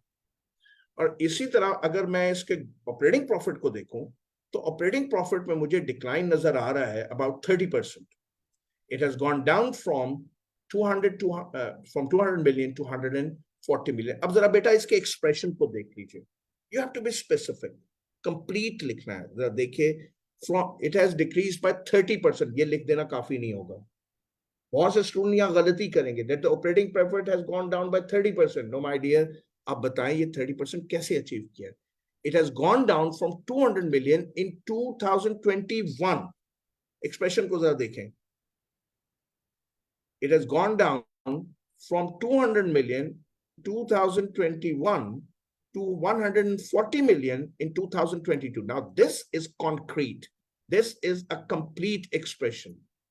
सिर्फ ये देना, यहां पर देखिए जब हमने रेवेन्यू को लिखा था, तो it has gone down, increased from 680 million in 2021 to 700 million in 2022, showing an increase of 2.9%. Now, this should be your method of professional expression. बच्चे यहाँ पे मार्क्स कहाँ लूज कर सकते हैं? सिर्फ परसेंटेज को एक्सप्रेस करें, उन फिगर्स का जिक्र ना करें which are responsible for calculating them. अब हमें ये ढूंढना है कि इस ऑपरेटिंग प्रॉफिट में डिक्लाइन की वजह क्या है. आइए इन रीजंस को हम देख लेते हैं. पहला रीजन हमारे सामने आ रहा है, that is the increase in the fuel cost. Again I need an assessment, I need calculations. ये फ्यूल कॉस्ट में इंक्रीज है from $65 to $85. That is showing me an increase of 31%. Now, this is a significant increase. And this significant increase may be a reason for decrease in the operating profits. Second is the maintenance cost. Again, the maintenance cost has gone up from 15 million to the figure what's given in the case study to it has increased by 15 million, and it shows an increase of 37.5%. Then another could be delayed deliveries. अब देखिए जो customer complaints हैं हमारे पास delayed deliveries की, they have gone up from 23 to 65, and that shows an increase of 183% in customer complaint. अब delayed deliveries can be a loss of revenue. Customer has refused to receive the goods, and that is loss of revenue. That it may be some penalties are imposed in case of delayed deliveries. So there could be several reasons which may be the consequence of those delayed deliveries. Then return on capital employed. We know operating profit divided by return on capital employed will give you the return on capital employed. So it is decreased by 28.6%. अब return on capital employed decrease क्यों होता है? इसको गौर से सुनेगा, क्योंकि जब मैंने कल आपके साथ विंटर का क्वेश्चन करना है उसके अंदर भी return on capital employed decrease हुआ है. तो बेटा रिटर्न ऑन कैपिटल एम्प्लॉयड का बहुत बड़ी वजह होती है कि एसेट्स टर्नओवर हमारा रिड्यूस हो जाए. एसेट्स टर्नओवर का क्या मतलब है? Sales divided by total assets. जब एसेट्स में इंक्रीज ज्यादा हो as compare to increase in revenue, तो आपका रिटर्न ऑन एसेट डिक्रीज हो रहा होता है. एसेट्स टर्नओवर डिक्रीज हो रहा होता है. और जब एसेट्स टर्नओवर डिक्रीज होता है तो इसका श्योरली इफेक्ट आता है on decrease in capital employed. तो यहां हमारे पास वो रेलेवेंट इंफॉर्मेशन एसेट्स की नहीं दी गई है, हम वो चीज कैलकुलेट नहीं कर सकते. लेकिन मैं सिर्फ आपको समझाने के लिए कह रहा हूं कि जब भी रिटर्न ऑन कैपिटल एम्प्लॉयड किसी क्वेश्चन के अंदर आए और आपके पास रेलेवेंट फिगर्स अवेलेबल हो, तो फौरन ही एसेट्स टर्नओवर के ऊपर जाया करें. उसका मतलब है जो एसेट्स हैं उनकी प्रोडक्टिविटी कम हो रही है. इसका मतलब है हमारे पास जो प्रोडक्टिव एसेट्स हैं उसकी एफिशिएंसी कम हो रही है. एसेट्स में इंक्रीज ज्यादा है वैल्यू के as compare to the revenue. जो भी इंक्रीज इन एसेट्स है it is not being converted into increase in revenue. तो ये आखिर अगले क्वेश्चंस के लिए याद रखिएगा. How do you need to comment on capital employed? जो हमारी कैपिटल है उसको हम इफेक्टिवली यूज नहीं कर पा रहे, उससे हम प्रोडक्टिव एसेट्स शायद जनरेट नहीं कर पा रहे. जिसकी वजह से हमारी जो ऑपरेटिंग एफिशिएंसी जब कम हुई, the operating profits have gone down by 30%.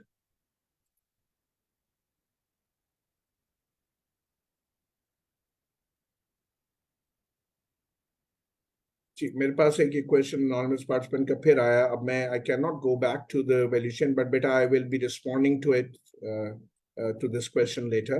I will surely respond to this question, but इस वक्त I'm continuing with this question now.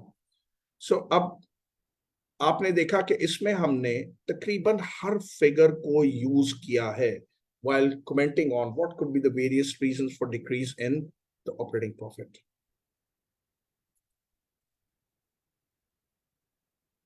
अब आइए, what are the non performance measures. तो पहला हमें बड़े वाज़ेह तौर पर कहा गया है, lack of technological advancement. It lags behind using the modern technology, especially when it comes to the tracking services, which should be made available to my customer. Today, in advanced logistic solutions, technology has to play a very important role.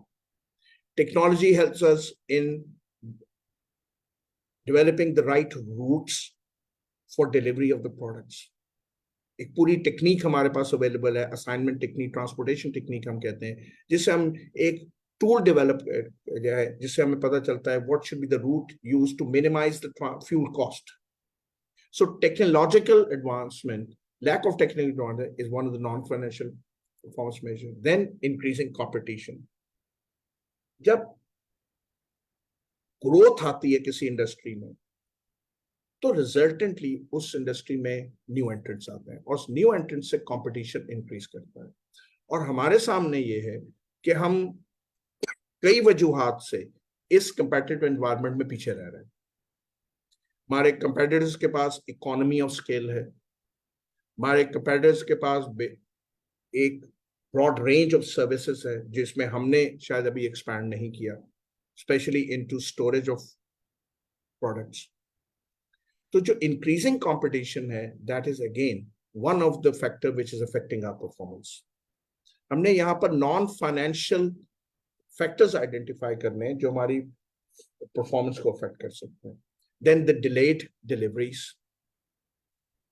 इस पर हम already बात कर चुके हैं. सो हमने यहाँ पर तकरीबन 3 नॉन फाइनेंशियल परफॉर्मेंस मेजर्स जो है वो आइडेंटिफाई किए. अब अगर मैं इसके मार्किंग क्राइटेरिया पर चला जाऊं तो आप देख सकते हैं कि अगर मैं नॉन फाइनेंशियल पर देखूं तो तकरीबन यहाँ पर हमारे पास 4.5 मार्क्स हैं फॉर, ठीक है. और ऊपर अगर आप फाइनेंशियल परफॉर्मेंस में देखें तो वो है comparison with industry, high fuel cost, maintenance cost, delayed deliveries, reduction in return on capital employed. तो इधर यहाँ हमारे पास इसके मार्किंग पैरामीटर्स दिए. अगर हम ये मार्क्स 1.5, 1.5, 1 इसकी असेसमेंट ना भी कर पाए तो फिर भी मुझे ये पता चल सकता है where are the marks, what I must discuss in my solution to score marks. The skill is better that whatever the financial data is given in the question, you should ensure that you have used it at least once in your solution. Then the rest is, we should not be very worried what a 1.5 or 1 mark. We should be worried about, have I covered that point in my solution? अब second question इसका ये कह रहा है, briefly explain key factors that contribute to FL's competitive advantage. Also suggest strategies to mitigate the issues identified in your analysis using these factors. तो competitive advantage क्या है और बताइए हम इन competitive advantage जो factors हैं उनको किस तरह यूज कर सकते हैं इन issues को resolve करने के लिए जो हमने question A के अंदर identify करती हैं. ऑपरेटिंग प्रॉफिट रिड्यूस हो रहा है हमारा, रिटर्न ऑन कैपिटल हमारा डिक्रीज हो रहा है. आइए अब हम इसके स्ट्रेटजीज की तरफ देख लेते हैं. इसको पहले फैक्टर्स को आइडेंटिफाई कर लें. केस स्टडी के अंदर स्टार्ट से अगर हम चलें एक सीक्वेंस में तो बेटा पहला था हमारा strong reputation, a strong brand name. दूसरा हमारा जो फैक्टर कंट्रीब्यूट हमने कर रहा है, that is an experience of 30 years in the industry. So we know we must be carrying some very valuable knowledge, a very valuable insight of the industry. Then we have established presence in the market, a good market share. ये सब आप देखें, ये case study जब हमने पढ़ी थी उसके अंदर आइडेंटिफाई हुआ है. Then specialized services such as cold storage, hazardous material. Then very clearly it was given the customer loyalty. फिर एक और जो हमारा यहाँ पे कंट्रीब्यूट है कि जो डैमेज डिलीवरीज हैं वो कम हुई हैं. अगर हम डेटा को देखें तो डैमेज डिलीवरी, इससे हमारी जो एक रेपुटेशन है वो बेहतर हुई है. नो डाउट अभी डिलेड डिलीवरीज हैं हमारे पास, लेकिन डैमेज डिलीवरीज बहुत हद तक कम हुई है. और एक जो फैक्टर और हमारे competitive market, that is the regular replacement of the major asset. No doubt we have to readdress it. Is 10 years sufficient? क्योंकि उस 10 years की हम एक कॉस्ट बेयर कर रहे हैं, that is the maintenance cost. Should we replace it a little earlier so that we can control the maintenance cost, which is a reason for decrease in our operating profits. तो हमारे पास ये तकरीबन 7 factors बहुत clearly case study में identified हैं जो कि हमारे वजह बनते हैं कंपैटिटिव एडवांटेज के. अब इसमें इनको हम कैसे यूज कर सकते हैं?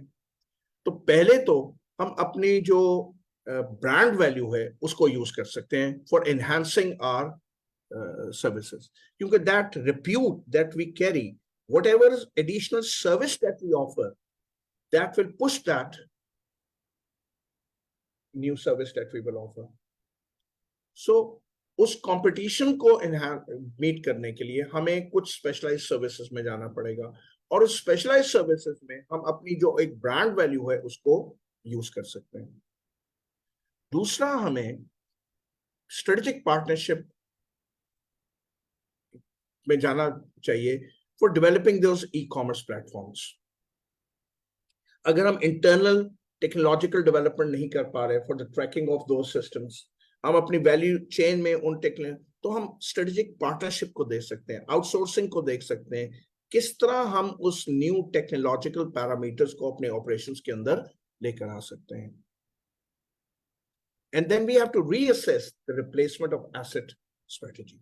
Is 10 years good enough? जैसे मैंने अभी कहा, we may reduce it to just 8 years. तो यहाँ पे हम देखिए कि जो प्रॉब्लम्स हैं उसको भी आइडेंटिफाई करने के लिए हमने हर एक को रिलेट किया है those factors which are responsible for our competitive advantage. Once you are able to identify the factors, then it's very relatively easier कि हम उसको स्ट्रेटेजी को कैसे आइडेंटिफाई करें. अब हम ग्रेजुअली मूव कर रहे हैं ऑन क्वेश्चन नंबर 5. अब ये वो एरिया था जब ये सब्जेक्ट बीएमएस था, पुरानी स्कीम में था, तो इस पर सवाल बहुत कंसिस्टेंटली आ रहे थे on the mission statement, the vision statement which is there in chapter 1. बहुत हद तक कई लोगों ने अज्यूम कर लिया था कि जो चैप्टर 1 है ये सिर्फ कंसेप्चुअल है, जहां हमें पता चल रहा है कॉर्पोरेट स्ट्रेटेजी क्या होती है, और टैक्टिकल स्ट्रैटेजी क्या होती है, ऑपरेशनल स्ट्रैटेजी क्या होती है, मिशन स्टेटमेंट क्या है, विजन स्टेटमेंट क्या है. ज्यादातर लोगों ने इसको बहुत ही इग्नोर एरिया समझ लिया था. But now a very long time now they have given this question on the mission statement, vision statement and goals and objectives. इससे पहले कि मैं इस क्वेश्चन पर जाऊं, थोड़ा सा मैं एक थियोरेटिकल कॉन्सेप्ट यहां पर अलाइन कर दूं कि ऑर्गेनाइजेशन अपना रीजन फॉर एग्जिस्टेंस क्या है उसको स्टेट करती है in the mission statement. And what the organisation wants to be in the future and how it will get to that future, it is your vision statement. मेरी बात जरा गौर से सुनिएगा. विजन स्टेटमेंट के लिए, मिशन के लिए था reason for existence today. Vision is where I want to be and how I will get to that.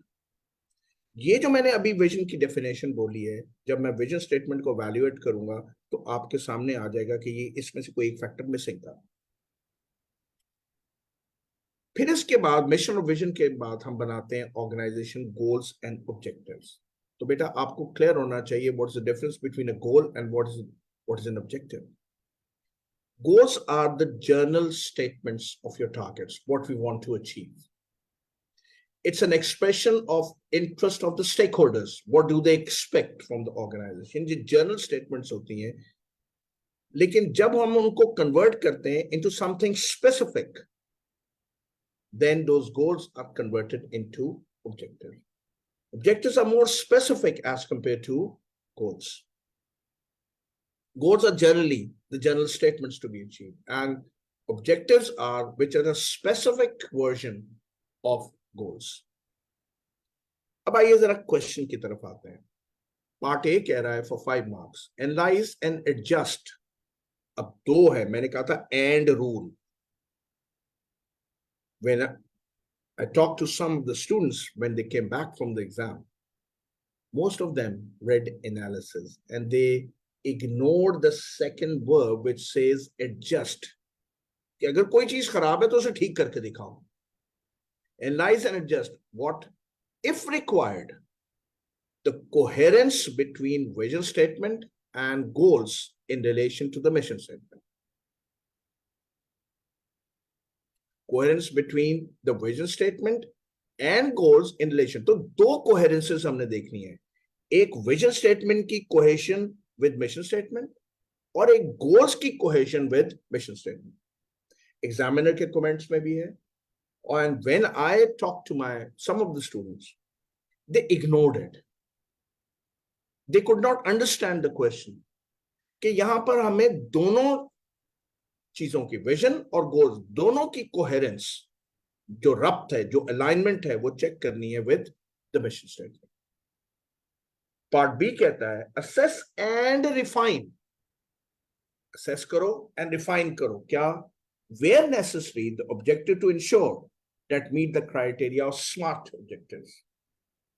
I am sure you know what does this acronym SMART stands for. S for specific, M for measurable, A for achievable, R for realistic, and T for time bound. वो कहता है जो हमने goals question के अंदर दिए हैं, goals objective, उनको देखो ये स्मार्ट के क्राइटेरिया पर क्या चीज एग्जिस्ट कर रही है और इस स्मार्ट में से कौन सा फैक्टर मिसिंग. क्या स्पेसिफिक मिसिंग है या मेजरेबल मिसिंग है. Whatever is missing and whatever is missing उसको ठीक कर दो, उसको रीडिफाइन कर दो, उसको रिफाइन कर दो. आइए, जब क्वेश्चन हमने देख लिए, अब हम जाते हैं इसके क्वेश्चन के ऊपर. I'm bringing the question paper back.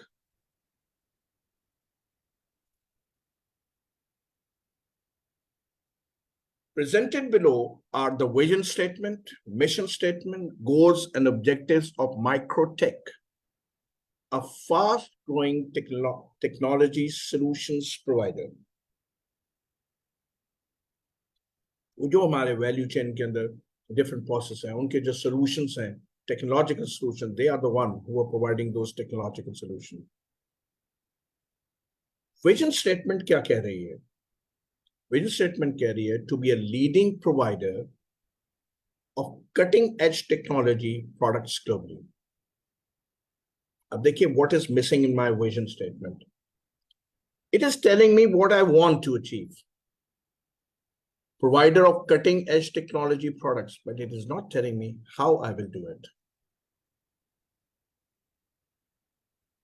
अभी आपको इसके मैं मिशन स्टेटमेंट जब बताता हूं तो मजीद वाज़ेह हो जाएगा how I'm going to achieve it, उससे मेरा क्या माने है.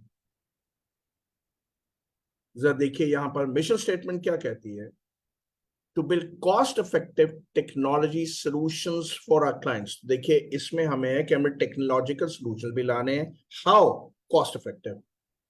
Now this is what is missing in my vision statement.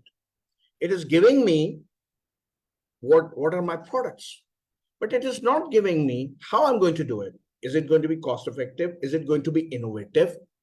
वो मुझे उसका जो मेथडोलॉजी है वो नहीं बता रहा. तो यहाँ एक चीज मिसिंग है. दूसरा, यहां पर एक जो चीज है उसमें कॉन्फ्लिक्ट है. पहली चीज तो विजन स्टेटमेंट में है कि मेरे पास प्रोडक्ट पर फोकस है, लेकिन how I am going to go get to that product उसका जिक्र नहीं है. दूसरा एक बहुत बड़ा कॉन्फ्लिक्ट है. विजन स्टेटमेंट में आ रहा है कटिंग एज इनोवेटिव और मिशन स्टेटमेंट में आ रहा है cost effective. Now actually these two things conflict with each other. If it is innovative, it's very difficult that it will also be cost effective, because Innovation will have its cost. It requires research and development cost, whatever it is, but it is always associated with. तो मुझे दो problem नजर आ रहे हैं यहाँ पर. पहला तो विजन स्टेटमेंट के अंदर बेटा मुझे नजर नहीं आ रहा कि how I am going to get to it. मैंने डेफिनेशन बोली थी, vision statement says how where the organization wants to be, and it also states how I'm going to get to that. Mission statement में और vision statement में हमारे पास यहाँ पर alignment out है. अब हमें इसे ठीक भी करना है, क्योंकि उसने कहा था इसको ठीक भी कर दो. तो वो जब मैं सोल्यूशन पर आऊंगा तो उस पर हम बात करेंगे. अब देखिए यहाँ पर गोल्स दिए हुए हैं. गोल 1 है build the most innovative no your customer solution in the market. हमने इस गोल को परखना है ऑन स्मार्ट. गोल 2 कहता है improve operational efficiency and reduce cost. Objective दिए हुए, implement a good know your customer solution with in the next 6 months. Implement automation software to streamline internal process and reduce software development cost. तो अब हमने पहली बात क्या करनी है, हमने देखना है ये गोल्स. हमने विजन और विजन को देख लिया कि वो अलाइन है कि नहीं. अब हमने देखना है ये गोल्स हमारे मिशन स्टेटमेंट से अलाइंड हैं या नहीं. और फिर हमने ये जो ऑब्जेक्टिव्स दिए हुए हैं इनको परखना है ऑन स्मार्ट. तो दो हिस्से अभी हमारे रहते हैं. एक मैंने सरसरी सा डिस्कस कर लिया, विजन और मिशन स्टेटमेंट के अलाइनमेंट. बाकी जो काम रह गया है उसको रीडू करना है. फिर मैंने इन गोल्स को भी देखना है कि ये मेरे मिशन स्टेटमेंट से अलाइंड है या उससे मुताबिकत रखते हैं या नहीं रखते.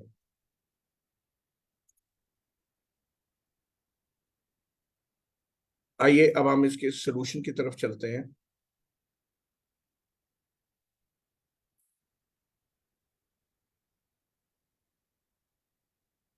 मैं ऑलरेडी आपको अब इसके इस लास्ट पोर्शन पर जरा आप फोकस कीजिएगा, क्योंकि मैं जो भी उनपे अलाइनमेंट आउट है उसको तो मैं डिस्कस कर चुका हूं. अब अलाइनमेंट क्या आउट थी? एक तरफ आप कह रहे हैं कि इनोवेटिव हो, दूसरी तरफ आपका मिशन कह रहा है cost effective. So what it should be. इसमें अलाइनमेंट हमें लाने के लिए क्या करना है? To be the leading provider of cost effective technology solutions globally. हमें अपने विजन स्टेटमेंट को अलाइन करना. उसमें से वो जो हमने कटिंग एज टेक्नोलॉजी थी उसको हटाया और हमने उसको सब्स्टिट्यूट कर दिया कॉस्ट इफेक्टिव से. Cost effective technology solutions globally. अब now if you read this vision statement, it seems to be more aligned with my mission statement, because both are now focusing on cost effectiveness. And secondly, vision statement में improvement क्या आ गई? मुझे ये पता चल गया what I am trying to achieve and how I am going to achieve. How I am going to achieve? Same, cost effective. अब आइए इसको मैं देखता हूं with goals. गोल 1 क्या कह रहा है? गोल 1 जो है बेटा, ये it seems to be aligning with the vision of the company. This, क्योंकि यहां पर ये फोकस कर रहा है with the vision, लेकिन मिशन के साथ ये अलाइन नहीं कर रहा. सॉरी, जो गोल 1 है, मैं अगर इसको क्वेश्चन आपको एक दफा फिर दिखा देता हूं ताकि आप बस लेटेस्ट इंफॉर्मेशन हो. गोल क्या कह रहा है? गोल 1 देखिए, build the most innovative, फिर इनोवेटिव का आया, know your customer solution in the market. अब अगर मैं इस गोल 1 को देखूं तो ये विजन से तो अलाइन हो रहा है, लेकिन ये मेरे मिशन स्टेटमेंट के साथ अलाइन नहीं हो रहा. And that's what we have to identify. और अगर ये अलाइन नहीं हो रहा तो मुझे इसके अंदर इंप्रूवमेंट लेकर आनी है. और वही तरीकाकार जो हमने मिशन और विजन के लिए था कि मुझे इसमें से इनोवेटिव को प्रॉब्लम को खत्म करना है और मुझे इसको लेकर जाना है मिशन स्टेटमेंट के अंदर जो दिया हुआ था, दैट इज कॉस्ट इफेक्टिवनेस. अगर गोल 2 को देखूं, improve operational efficiency and reduce cost. अब ये जो है ये मेरे मिशन और विजन दोनों के साथ सिंक्रोनाइज कर रहा हूं. ये मेरे दोनों मिशन और विजन के साथ अलाइन कर रहा है. तो अब मैं अगर इसके सोल्यूशन की तरफ जाऊं,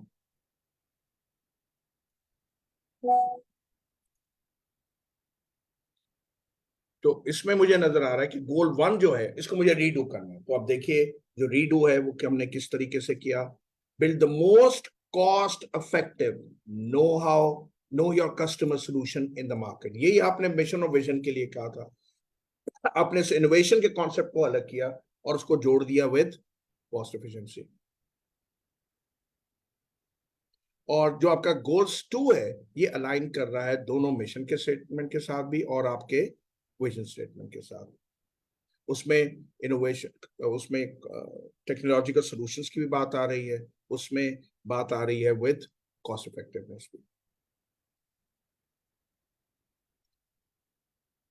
अब आइए हम जाते हैं ऑब्जेक्टिव पर, उसको परखते हैं on this acronym that is smart.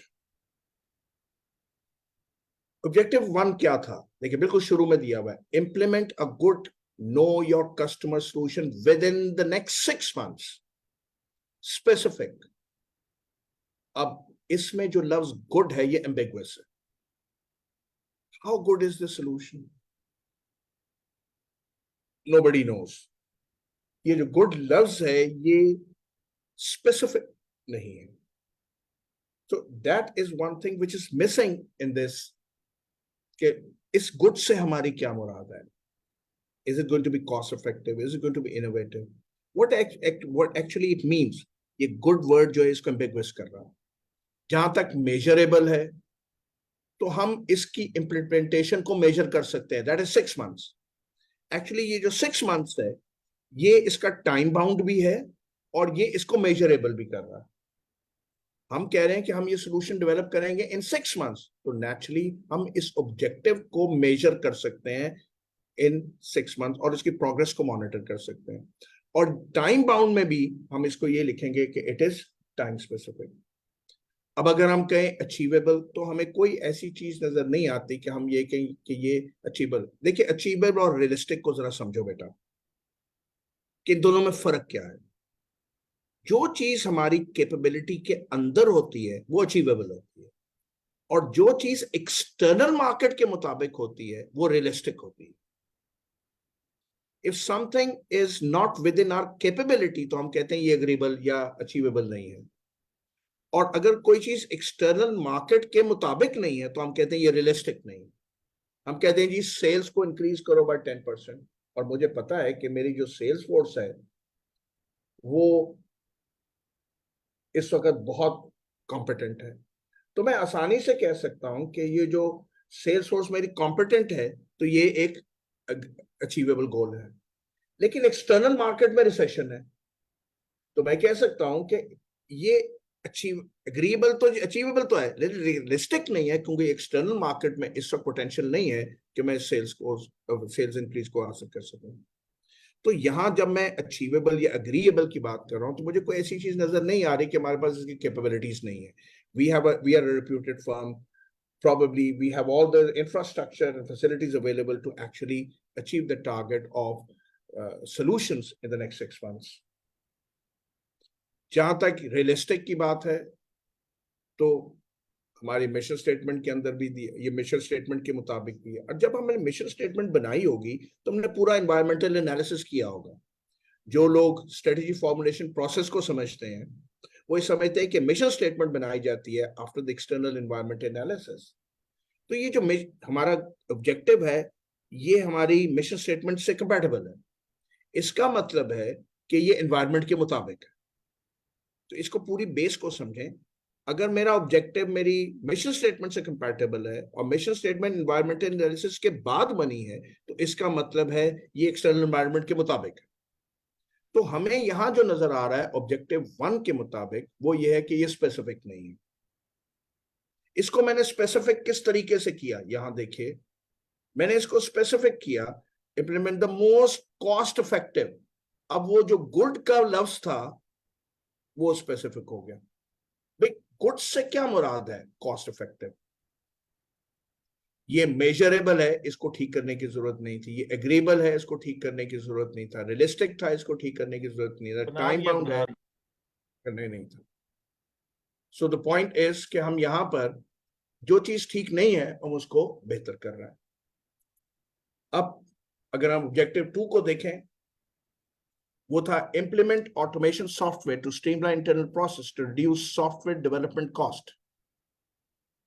अब ये स्पेसिफिक है या नहीं? यस, इट इज स्पेसिफिक, क्योंकि हमें इसका इम्प्लीमेंटेशन का एक पूरा वो एक जो भी तासुर है वो हमें मिल रहा है। और स्पेसिफिक है, इससे हम अचीव क्या करना चाह रहे हैं? That is to streamline internal processes. तो ये ऑब्जेक्टिव हमें स्पेसिफिक मिल रहा है, बड़ा क्लियरली स्पेसिफिकली आइडेंटिफाई कर रहा है कि what actually we want to achieve. अगर हम मेजरेबल करें तो ये मेजरेबल भी है, क्योंकि कॉस्ट रिडक्शन को जो कि इसके अंदर ऑब्जेक्टिव के अंदर दिया गया है हम मेजर कर सकते हैं। फिर agreeable, again there is no factor given कि हमें ये कहें कि हमारी कैपेबिलिटीज के अंदर नहीं है। Realistic, again it matches with our mission statement, so it is. अब जब टाइम बाउंड मैं करूं तो इसके अंदर टाइम फ्रेम कोई नहीं दिया गया कि ये मैं कितने अरसे के अंदर अचीव करना चाहूंगा। जो इसके टारगेट्स हैं कॉस्ट रिडक्शन के, उनको मैं मेजर कर सकता हूं, लेकिन मुझे ये टारगेट कितने अरसे में कंप्लीट करना है जो मेजरेबल है वो फैक्टर नहीं दिया गया। तो अगर मैं टू को देखूं तो उसमें स्पेसिफिक भी है, मेजरेबल भी है, अचीवेबल भी है, रियलिस्टिक भी है, लेकिन टाइम फ्रेम मुझे इसके अंदर मेंशन नहीं किया। ये स्पेसिफिक क्या है? It states the implementation to achieve what? Streamline the internal process. It's very clear what I want to achieve through that. ये मेजरेबल भी है क्योंकि मैं जो कॉस्ट रिडक्शन है उसको मेजर कर सकता हूं फॉर ऑपरेशनल एफिशिएंसी। फिर एग्रीएबल भी है, कोई ऐसा फैक्टर नहीं बताया कि हमारी कैपेबिलिटी से बाहर है। Yes, it is also realistic क्योंकि ये मिशन स्टेटमेंट से मैच कर रहा है। टाइम बाउंड नहीं है क्योंकि इसमें कोई टाइम फ्रेम हमें नहीं दिया गया।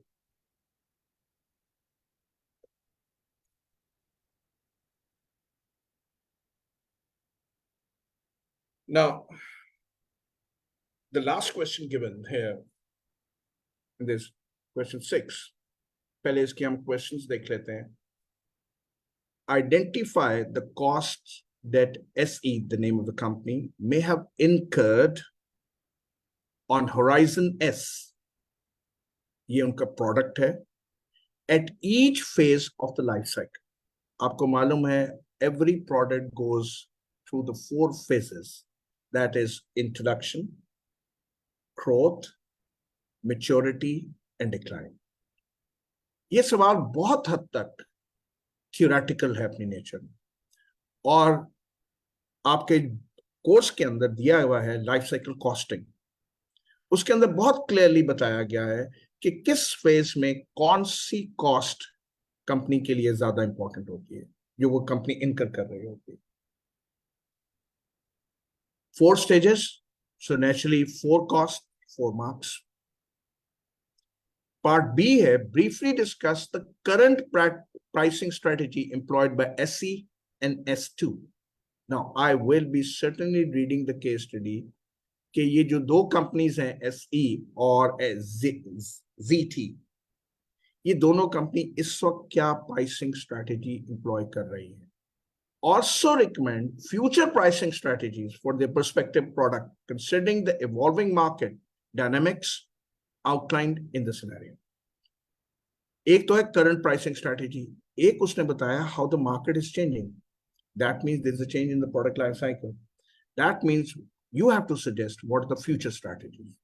Naturally, that future strategy, pricing strategy, will be different from what the company is currently using. We will very easily find out कि current pricing strategy क्या है, and beta it should not be an issue after once you identify कि current strategy क्या, future strategy क्या होगी, वो फौरन ही आपके ज़हन में आ जाएगी कि उसका opposite क्या होता है, and what we should do in the near future. C, suggest strategies other than pricing that SE and ZT may adopt for their product to extend the existing product life cycle. अब हम देखते हैं कि इसका solution क्या है. Again, this is for 6 marks, 1 mark for each journal and company special. So there would be almost about 6. और अगर part B में देखूं तो current strategy को identify करने के 2 marks हैं, और जो recommendation है उसके 5 marks हैं, और 2 कंपनीज हैं, तो नेचुरली दोनों कंपनीज के लिए हम अलग अलग बताएंगे, तो तकरीबन 5 marks for both the companies. What will be the future strategy? आइए अब हम पहले केस स्टडी को रिव्यू कर लें. What The question says, ये ख्याल रखिएगा दो कंपनीज हैं इसलिए दोनों को हमने साथ साथ देखना है. Smart Electronics, that is SC, a company specialized in manufacturing and selling of smartphones, experienced remarkable success when it launched its latest smartphone, the Horizon S. अब बेटा यहाँ पर note करो कि what is the nature of the product. Smartphones have very short life cycle duration. It passes through the 4 stages very quickly. ये पहला factor है जो मैं आपको आइडेंटिफाई कर रहा हूं जो पार्ट बी में रेलेवेंट होगा जब हम बताएंगे कि इसकी करंट प्राइसिंग स्ट्रेटेजी क्या है. हमेशा वो प्रोडक्ट्स जिनकी शॉर्ट लाइफ साइकिल होती है एक स्पेसिफिक प्राइसिंग स्ट्रेटेजी हम उसके लिए अडॉप्ट करते हैं. तो इस चीज को आपने इस कॉन्सेप्ट से सीखना है कि जो शॉर्ट लाइफ साइकिल्स होती हैं उसके लिए प्रोडक्ट प्राइसिंग स्ट्रेटेजी क्या यूज की जाती है.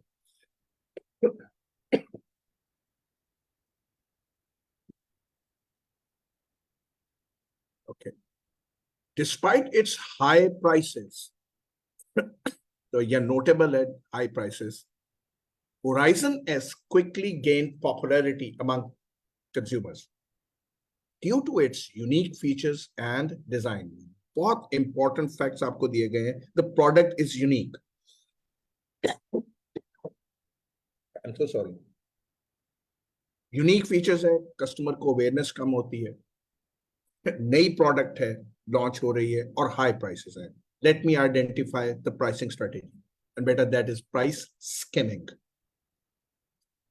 ऐसी प्रोडक्ट्स जो यूनिक होती हैं और उसमें कंपटीशन शुरू में कम होता है और शॉर्ट लाइफ साइकिल होती है, हम चाहते हैं कि इससे पहले कि कस्टमर की अवेयरनेस डेवलप हो जाए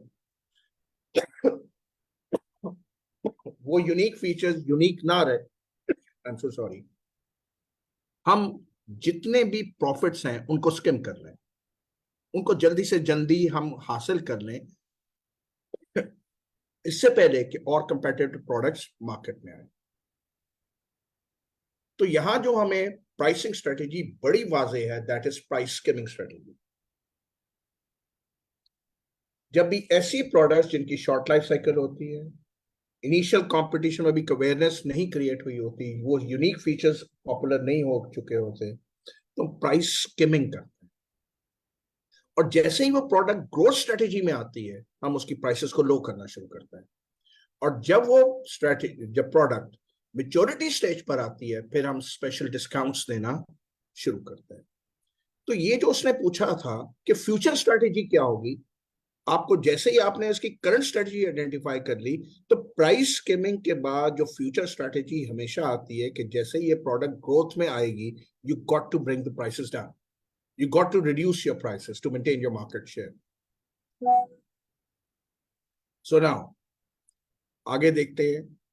Following its established practices, SE adopted life cycle costing of Horizon S, paving the way for strategic decision making throughout the product life cycle.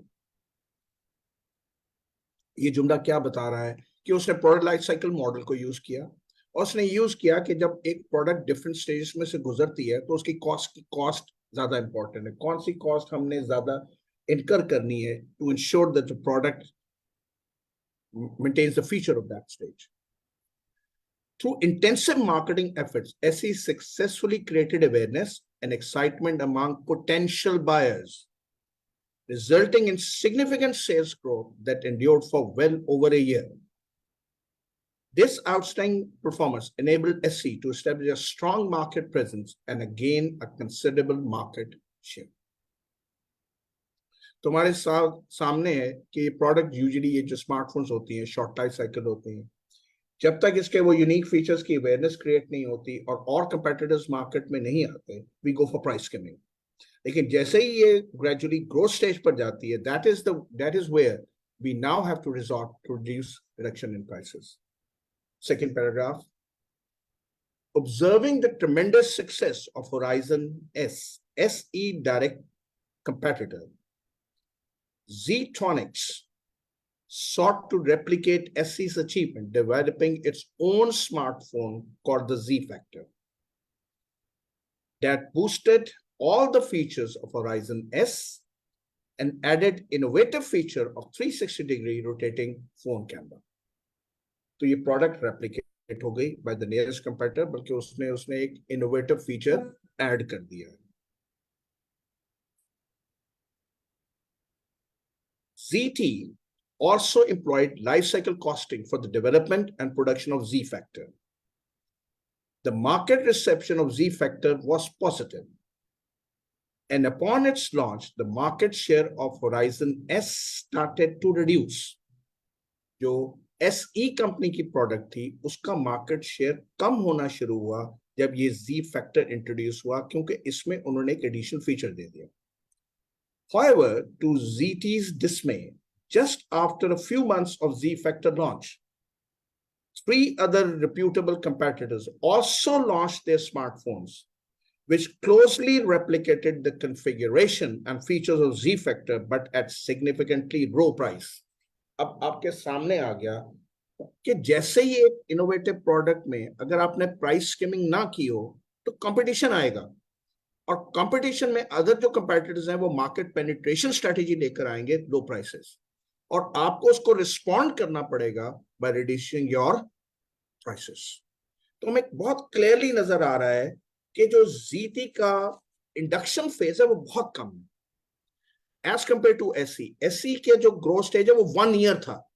वो 1 ईयर तक उसने अपने मार्केट शेयर को मेंटेन रखा, उसने प्राइस स्कीमिंग से ज्यादा प्रॉफिट गेन कर लिए एज कंपेयर टू ZT, क्योंकि जैसे ही उसने अपनी प्रोडक्ट इंडक्शन की उसने भी प्राइस स्कीमिंग की होगी, लेकिन उसके चंद महीनों के बाद उसके कंपेटिटर्स मार्केट में आ गए और वो जो प्राइस स्कीमिंग से प्रॉफिट रीपिंग थी उसका फेज बहुत कम हो गया.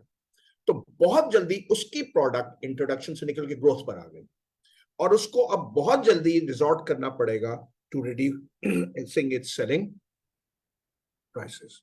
अब आइए हम इसके सॉल्यूशन की तरफ चलते हैं.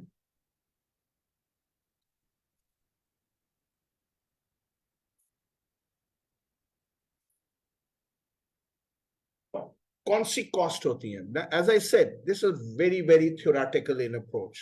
इंट्रोडक्टरी स्टेज पर हमारी पहली जो मेन कॉस्ट होती है वो manufacturing cost, cost of operation. दूसरी, क्योंकि अवेयरनेस क्रिएट हो रही होती है तो इस पर प्रोबेबली बहुत हैवीली इन्वेस्टमेंट करनी पड़ती है हमें इन मार्केटिंग एक्टिविटीज. और क्योंकि प्रोडक्ट अभी इनिशियल स्टेज में है, इंट्रोडक्शन स्टेज में है, we also have to incur cost for setting up the distribution channels. वो जो मार्जिन सेट करने हैं, डिस्ट्रीब्यूशन एक चैनल्स के एक नेटवर्क डिस्टर्ब है. तो 2 मेजर कॉस्ट होती है बेटा इस स्टेज पर. एक हमारी मार्केटिंग डिस्ट्रीब्यूशन कॉस्ट, और एक वो कॉस्ट जो हम इनकर करते हैं डिस्ट्रीब्यूशन चैनल्स. तो जब भी इस किस्म का सवाल है तो इन 2 कॉस्ट पर आपने फोकस करना है इन द इंट्रोडक्शन स्टेज. फिर जब ग्रोथ स्टेज पर आता है तो अब ग्रोथ स्टेज पे आपकी प्रोडक्शन कैपेसिटी इंक्रीज करती है, और नेचुरली इस प्रोडक्शन कैपेसिटी को मीट करने के लिए you have to incur additional working capital cost. You have to make an expense of increasing your production capacity. And इस वक्त आपकी जो मार्केटिंग एडवर्टाइजिंग कॉस्ट है इसका फोकस अवेयरनेस से हटकर आ जाता है towards increasing your customer base. तो देखिए आपको जो कॉस्ट इंक्रीज है उसमें एक चेंज नजर आ रहा है. यहां पर आप एडिशनल वर्किंग कैपिटल, क्योंकि आपने प्रोडक्शन कैपेसिटी बढ़ाई उसके ही कॉस्ट आ रही है, और उस प्रोडक्शन कैपेसिटी में जो इंक्रीज हुई उसकी वजह से वर्किंग कैपिटल कॉस्ट इंक्रीज कर रही है. Investment in your raw materials, your work in processes, finish goods. और फिर आपकी जो मार्केटिंग कॉस्ट है वो हाई है इस स्टेज पर भी, लेकिन उसका फोकस चेंज हो गया. Now you are in focusing on raising the customer base rather than creating the awareness. फिर मेच्योरिटी स्टेज पर अब आपको कॉस्ट इनकर करनी है ऑन मेंटेनिंग दैट कैपेसिटी. अब आप उस मैन्युफैक्चरिंग कैपेसिटी को इंक्रीज नहीं कर रहे, you have to incur cost to maintain it. And आपकी जो अब मार्केटिंग और प्रोडक्ट कॉस्ट है वो फोकस हो जाती है ऑन एक्सटेंडिंग द मेच्योरिटी, कि हम कस्टमर को बताते रहें कि we are still there in the market. तो अब यहां पर भी जो हमारी मार्केटिंग कॉस्ट है उसका बेसिक फोकस प्रोडक्ट की लाइफ की मैच्योरिटी को इंक्रीज करना है। Then we have the decline. अब प्रोबेबली इस केस स्टडी में क्योंकि उसने कहा what cost the company might have incurred, तो हमें कोई ऐसा चीज नजर नहीं आ रही that the product has gone into the decline stage. तो ये इंपॉर्टेंट है कि हम यहाँ पर थ्योरेटिकल जवाब ना दें, बल्कि हम ये जवाब दें कि उसने प्रोबेबली इस डिक्लाइन स्टेज पर कोई विड्रॉल कॉस्ट इनकर नहीं की है या कोई और कॉस्ट जो है जो डिक्लाइन फेज के साथ एसोसिएटेड है वो कंपनी ने इनकर नहीं की हो। अब आ जाइए प्राइसिंग स्ट्रेटेजी कौन सी है। तो मैं आपको बता चुका हूं कि यहाँ पर जिस किस्म की प्रोडक्ट है, the pricing strategy that the company has used is the skimming price strategy. Initially price को हाई रखा जाता है, शॉर्ट लाइफ साइकिल्स हैं, अवेयरनेस कम है, skim the profits and try to move out, skim the profits as quickly as possible. तो इसी के साथ जो आपकी फ्यूचर प्राइसिंग स्ट्रेटेजी है that is that they have to reduce their prices. They have to reduce their prices in order to maintain their market share. In order to stay attractive, they have to reduce prices. And second, they have to ensure that they keep on improving the product features. उसमें differentiation लाएं, product features को लाएं और अपने market share को stable रखने की कोशिश करें। लेकिन जो फ्यूचर मार्केट शेयर या सजेस्टेड है that is reduction in the selling price. तो बेटा हमने यहां पर इस क्वेश्चन को भी अटेम्प्ट कर लिया। आज हमने समर 23 का जो क्वेश्चन पेपर है इसको रिव्यू किया है। कल मैं आपके साथ विंटर 2022 और समर 2022 के दो पेपर्स हैं वो रिव्यू कर रहा हूं। और बेसिकली इसमें से जो इंपॉर्टेंट क्वेश्चंस हैं वो आईटी से रिलेटेड है और दो बहुत इंपॉर्टेंट हैं that is on performance measurement. मेरा ज्यादा फोकस कल होगा कि मैं जो परफॉर्मेंस मेजरमेंट जो कि लाजमी आना है इस पेपर उस पर फोकस कर सकूं ताकि बता सकूं how to use that data given in the question. Whatever your questions are आज जो आए हैं उनको मैक्सिमम को मैंने कोशिश की है क्वेश्चन को मैं यहाँ पर ही एड्रेस कर दूं। अगर जो नहीं हो सके उनको मैं बाद में रिस्पॉन्ड कर दूंगा properly. There's a question here.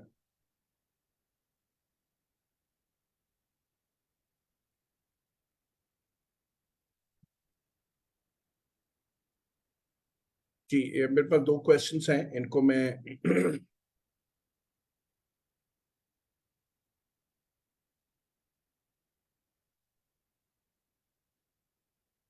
Ji anonymous participant, ये दोनों क्वेश्चंस हैं बेटा मेरे पास आ गए हैं। कल जैसे मैं लेक्चर स्टार्ट करूंगा तो मैं आपके दोनों इन क्वेश्चंस को टेकअप कर लूंगा ताकि वो रेलेवेंट हो जाएं और पिन पॉइंट हो जाएं आज की डिस्कशन। जैसे मैं रिवाइज करूंगा तो I will surely take up all these questions tomorrow इंशाल्लाह। मैं अपनी जो IT टीम है इनसे रिक्वेस्ट करता हूँ कि if they can just send me these questions so that when I start my lecture tomorrow, I will surely address these questions. So anonymous participant, I've noted down these questions and inshallah, I'll respond to these questions at the start tomorrow. God bless you. Inshallah, we'll meet tomorrow for the third session of exam focused revision.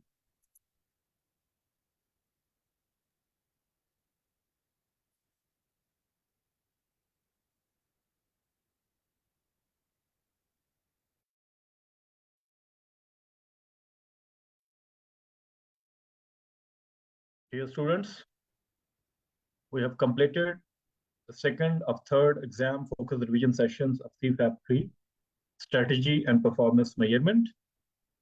The material being used today would be shared using a link under the video of this session on Facebook page, which is ICAP.CS students. We would like to express our heartfelt gratitude for your unwavering dedication, extensive knowledge, and tireless efforts in educating and guiding the students. So thank you so much.